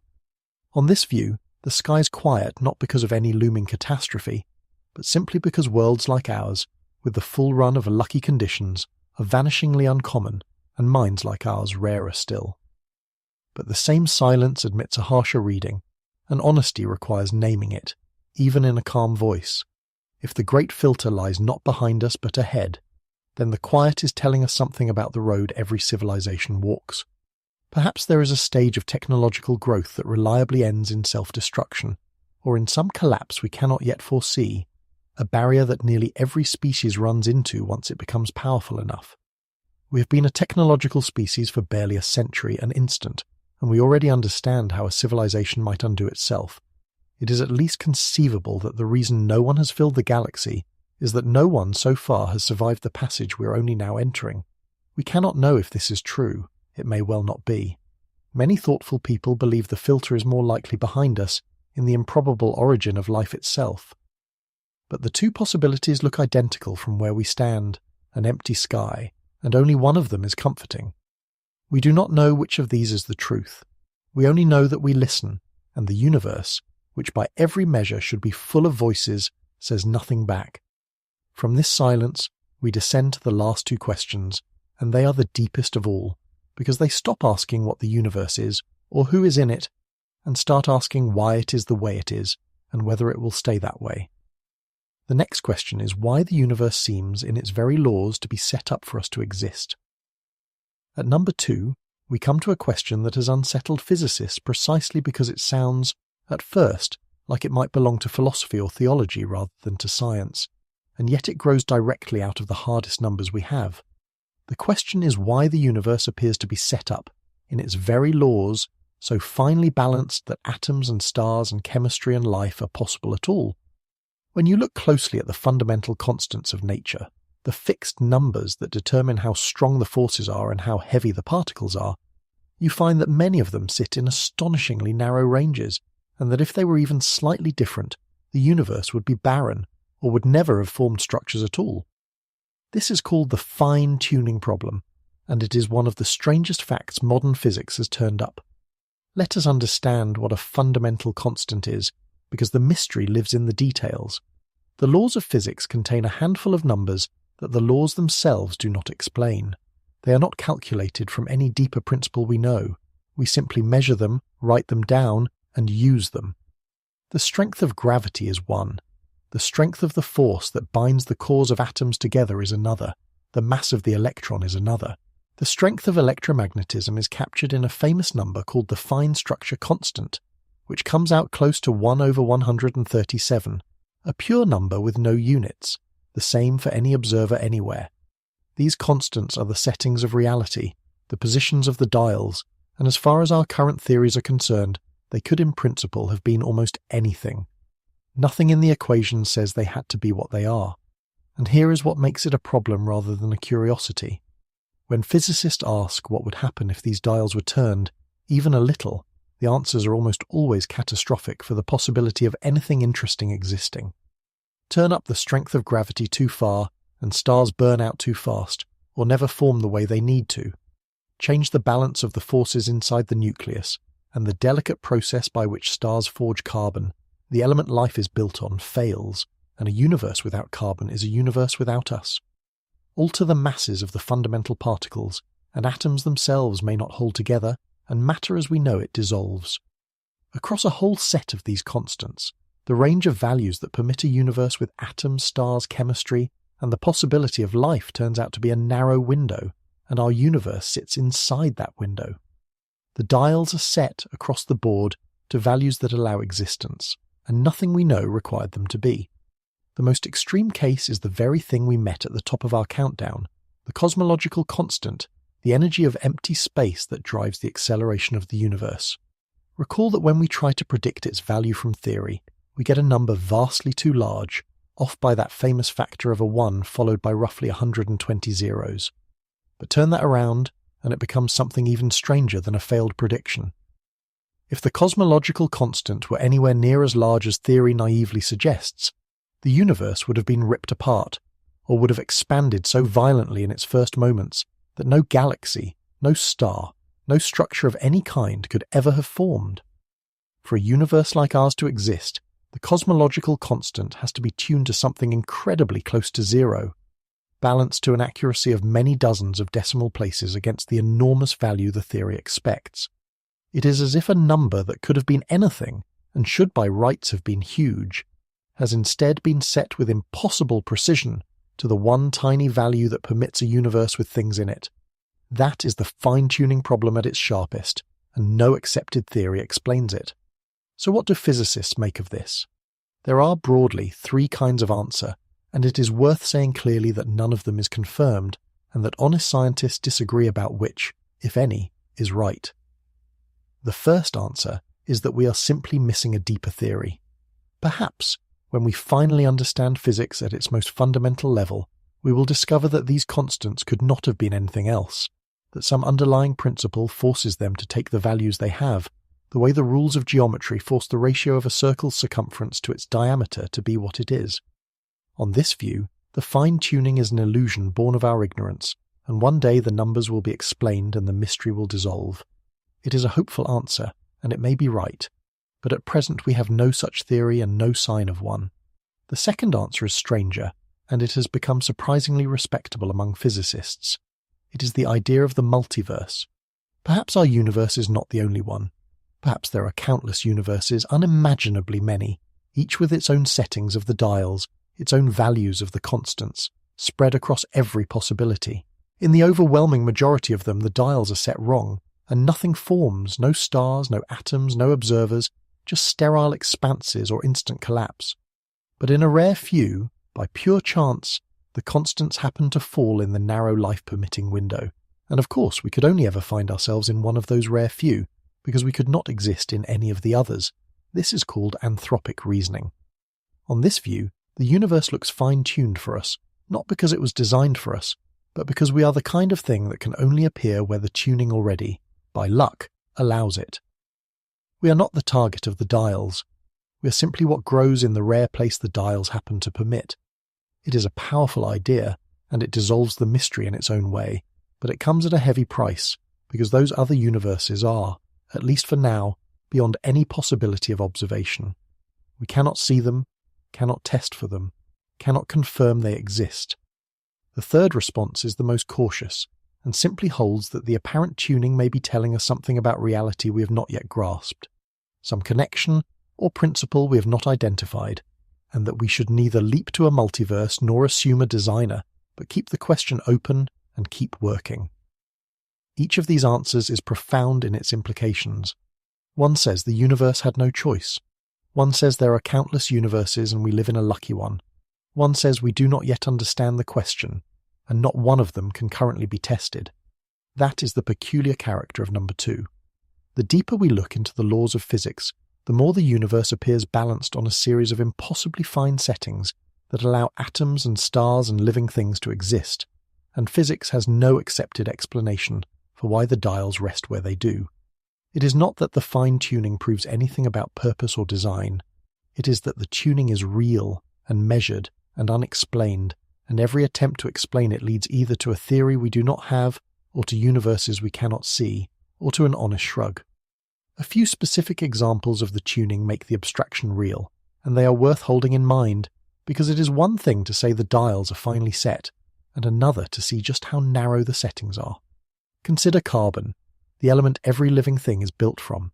Carbon is forged in the hearts of stars by a delicate process in which 3 helium nuclei must come together almost simultaneously, which should be far too rare to produce the carbon we see, except that there happens to be a precise energy match, a resonance, that makes the reaction proceed. The astronomer Fred Hoyle noticed in the 1950s that this resonance had to exist for carbon-based life to be possible, and predicted it before it was measured, and it was found right where it had to be. Shift the strength of the nuclear force by a few %, and that resonance moves, and the universe makes little or no carbon, and chemistry as we know it never gets started. Consider, too, the tiny difference in mass between the neutron and the proton, the 2 particles that make up atomic nuclei. That difference is small, but if it were reversed or much altered, protons might decay into neutrons, and stable atoms, including the hydrogen that fuels every star and fills every glass of water, might never have formed at all. Across example after example, the same pattern appears. The settings that permit a universe of atoms and stars and chemistry lie in narrow windows, and our universe sits inside them. It is worth being clear about where the multiverse idea comes from, because it did not arise merely to explain fine-tuning, which is part of why physicists take it seriously. Some versions of inflation, the same burst of early expansion we invoked to explain the smoothness of the ancient light, naturally predict that inflation does not happen just once, but over and over, in different regions, spawning countless separate universes, a picture sometimes called eternal inflation. And some versions of string theory, one of the leading attempts at a deeper theory of everything, suggest there could be an enormous number of possible ways for a universe to be, an immense landscape of possibilities, each with different constants. Put those two ideas together and you get, almost for free, an immense collection of universes with different settings of the dials. The multiverse, in other words, is not only a convenient way to explain the tuning, it falls out of theories that were built to explain other things. That does not make it true. It remains untested and perhaps untestable. But it is not a story invented purely to escape the fine-tuning problem, and that is why serious physicists weigh it rather than dismiss it. There is a genuine debate, worth acknowledging honestly, about whether fine-tuning is even a scientific question at all, and reasonable physicists come down on different sides. Some argue that invoking universes we can never observe, or a principle that says we find ourselves where we can exist, is not really physics, because it makes no testable prediction. Others argue that the tuning is a real feature of the measured constants that any complete theory must eventually address, and that ignoring it is a failure of curiosity. What everyone agrees on is the underlying fact that the constants sit in life-permitting ranges, and that we have no accepted explanation for why. Whether that fact is a profound clue, or a question mistakenly posed, is itself unresolved. And that, in a way, is fitting for the second-to-last question of the night, because it shows how close we have come to the edge, where physics starts to shade into questions about why there is a comprehensible universe at all. Sit with the shape of this as we prepare for the final step. Every question tonight has been, in one way or another, about the settings of reality. What is the energy of empty space? What is the invisible matter? Why did matter outweigh antimatter? Why is the ancient light so smooth? And now, why are all these settings tuned so finely that we can be here to ask? We have been circling the dials of the universe, one after another, and finding that we cannot say why any of them read the way they do. And that brings us at last to number one, to the question the whole descent was built to reach. Because there is one setting we have not yet touched, one dial we never think to check, the most basic one of all, not the strength of a force, not the mass of a particle, but whether the emptiness underneath everything, the ground the whole game is played on, is stable. Whether it will hold, that is the floor under everything, and it is where we end. We have arrived. Every question so far has assumed one thing without ever saying it aloud, one thing so obvious that no one thinks to question it. Every mystery about dark energy and dark matter, every signal from the dark, every argument about the early universe, every paradox inside a black hole, every silence and every finely tuned dial, all of it has taken for granted that there is a stable stage on which the drama of the universe unfolds, a solid floor, a ground state, a bottom to reality that simply holds and always will. Number one is the question of whether that is true, and it is not about any object out in space. It is about the emptiness itself, the vacuum, the nothing that everything sits inside. The question at number one is whether the floor under everything is really a floor, or whether it might be a ledge. To understand it, we have to give up a childhood idea about what empty space is. We tend to think of the vacuum as pure nothing, an absence, a blank stage with no properties of its own. But that is not what modern physics has found. In our best theories, the vacuum is not nothing. It is a physical thing with a state and an energy, a kind of lowest setting that all the fields of nature rest in when no particles are present.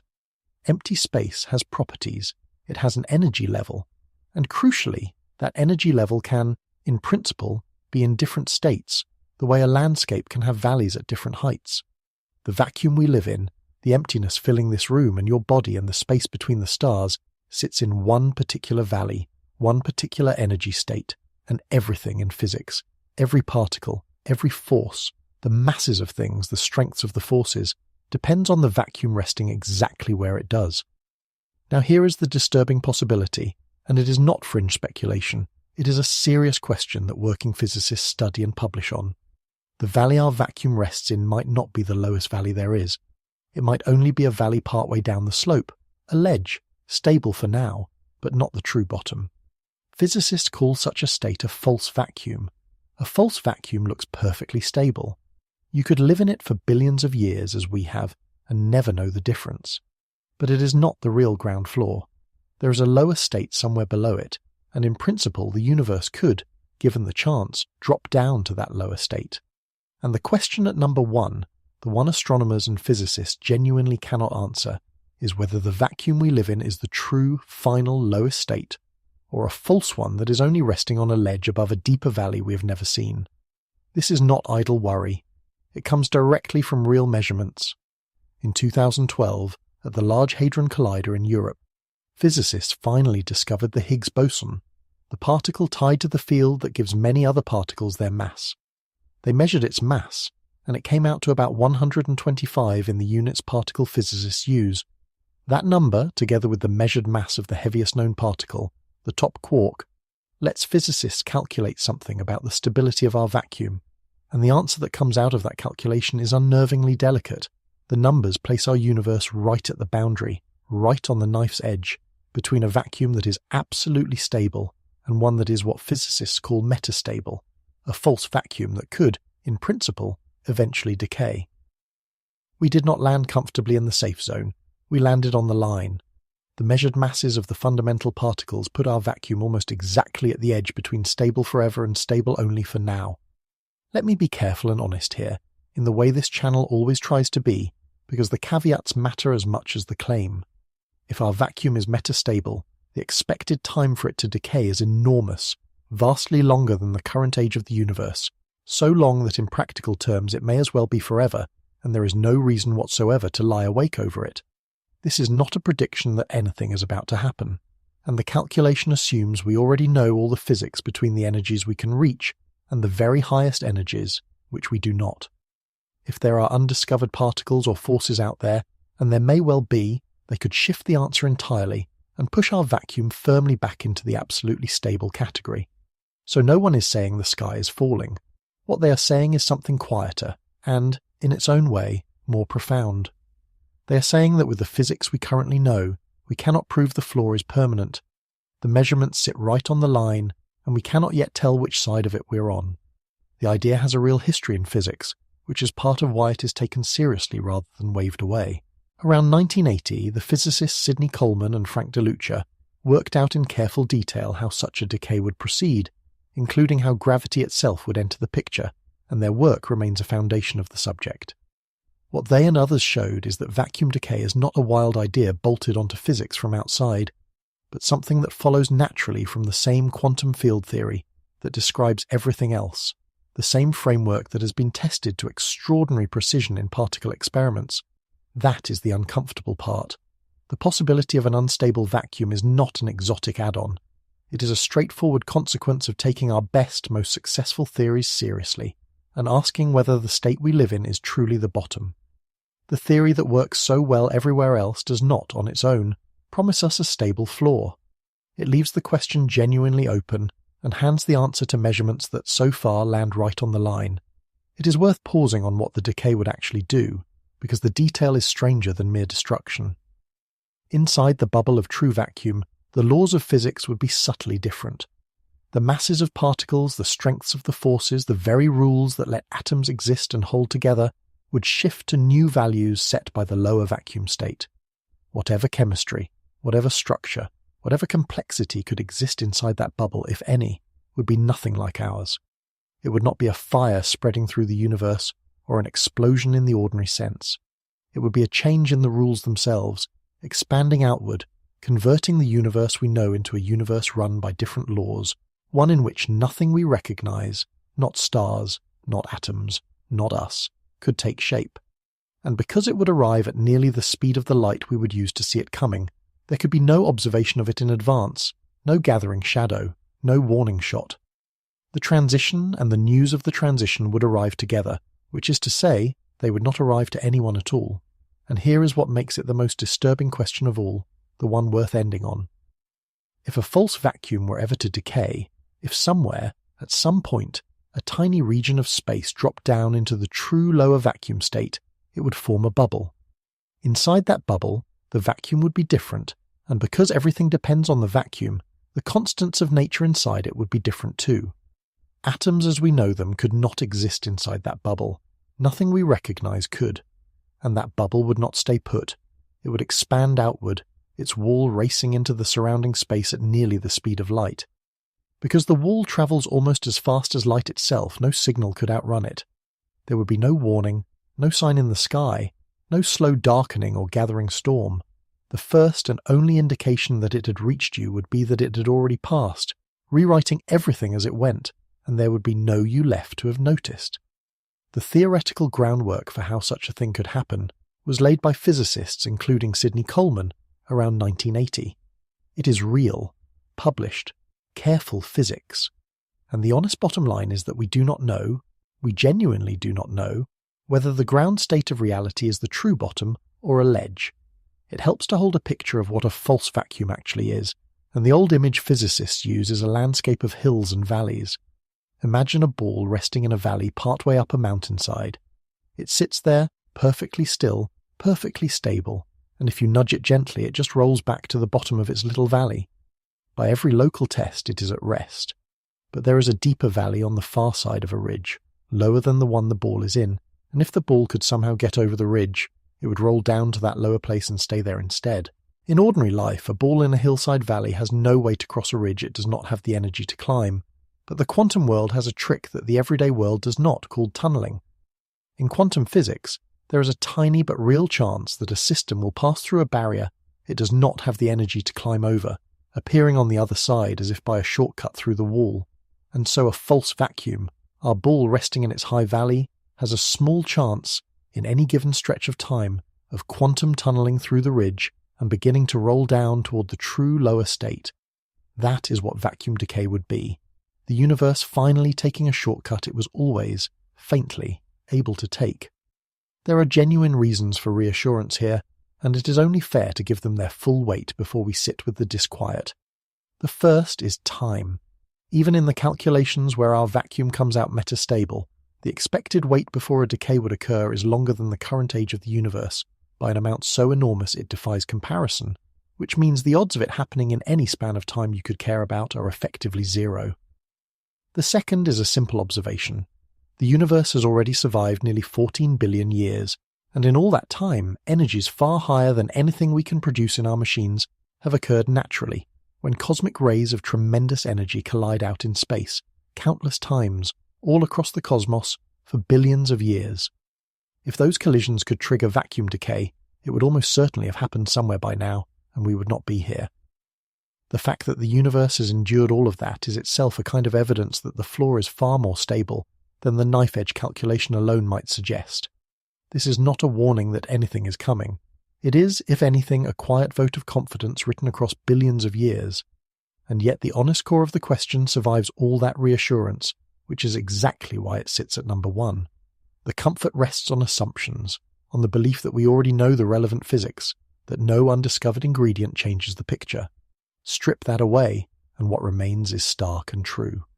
With the physics we actually have in hand, we cannot prove that the ground state of reality is the true bottom. The measured masses of the fundamental particles place us on the line, not safely inside it.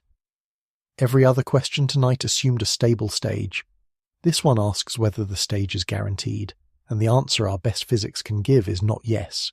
It is, we cannot be sure. Let me take you, one last time, to the place this leaves us, not to frighten you, but because it is worth feeling clearly. Sit still for a moment, wherever you are. Feel the floor beneath you, the chair or the bed holding you up, the walls around you, the air in the room. Everything is quiet. Everything is solid. Reality feels finished and permanent, the way it always has, the way it did for everyone who ever lived before you. And now, hold, very gently, the one idea we have arrived at. The emptiness underneath all of it, the vacuum in this room, the vacuum inside your own body, in the spaces between every atom that makes you, the ground the whole universe is built on, might not be resting at the true bottom of things. It might be a ledge. Almost certainly it will hold, not just tonight, not just for your life, but very likely for spans of time longer than the universe has yet existed. But stable forever and stable for now are not the same promise, and our physics, for all its precision, can only offer the second. The one thing you never think to doubt, that existence has a solid floor, is the one thing we cannot guarantee. And yet, notice what that does, if you let it. It does not have to end in fear. Turn it around, the way this channel likes to turn things around, and something quieter and warmer is waiting on the other side. The floor has held. Through nearly 14 billion years, through the forming of galaxies and the death of countless stars, through the long, slow assembly of the Earth, and the whole improbable chain that led to you sitting here, the ground of reality has held steady, patient, unbroken. It did not have to. The dials could have been set wrong. The vacuum could have been unstable. The matter could have cancelled itself to light at the beginning. Every one of the 10 questions we have walked through tonight is a place where things could have gone otherwise, where existence balanced on something we cannot fully explain, and every one of them fell, so far, in favour of a universe with you in it. The floor beneath you is not guaranteed. That is exactly what makes it precious. You're here, awake, on a ground that has held against every uncertainty, in a universe that is mostly unexplained, and you get to know it and wonder at it for a little while. That was the reversal we started with, all the way back at the top. The strange truth that the better we measure the universe, the more of it turns out to be missing, unexplained, unnamed. We began with the whole visible universe shrunk to a lit window in the dark, 5% of everything, surrounded by all we cannot see. We end with the floor under that window, unproven, holding anyway. 10 questions astronomers still cannot answer, and the deepest of them is not about anything far away at all. It is about the ground beneath you, right now, in this quiet room, which has held long enough for you to be here, and which no one can promise will hold forever, and which is, for exactly that reason, the most remarkable floor there could possibly be. Rest easy on it tonight. It has carried everything that ever was, all the way to you.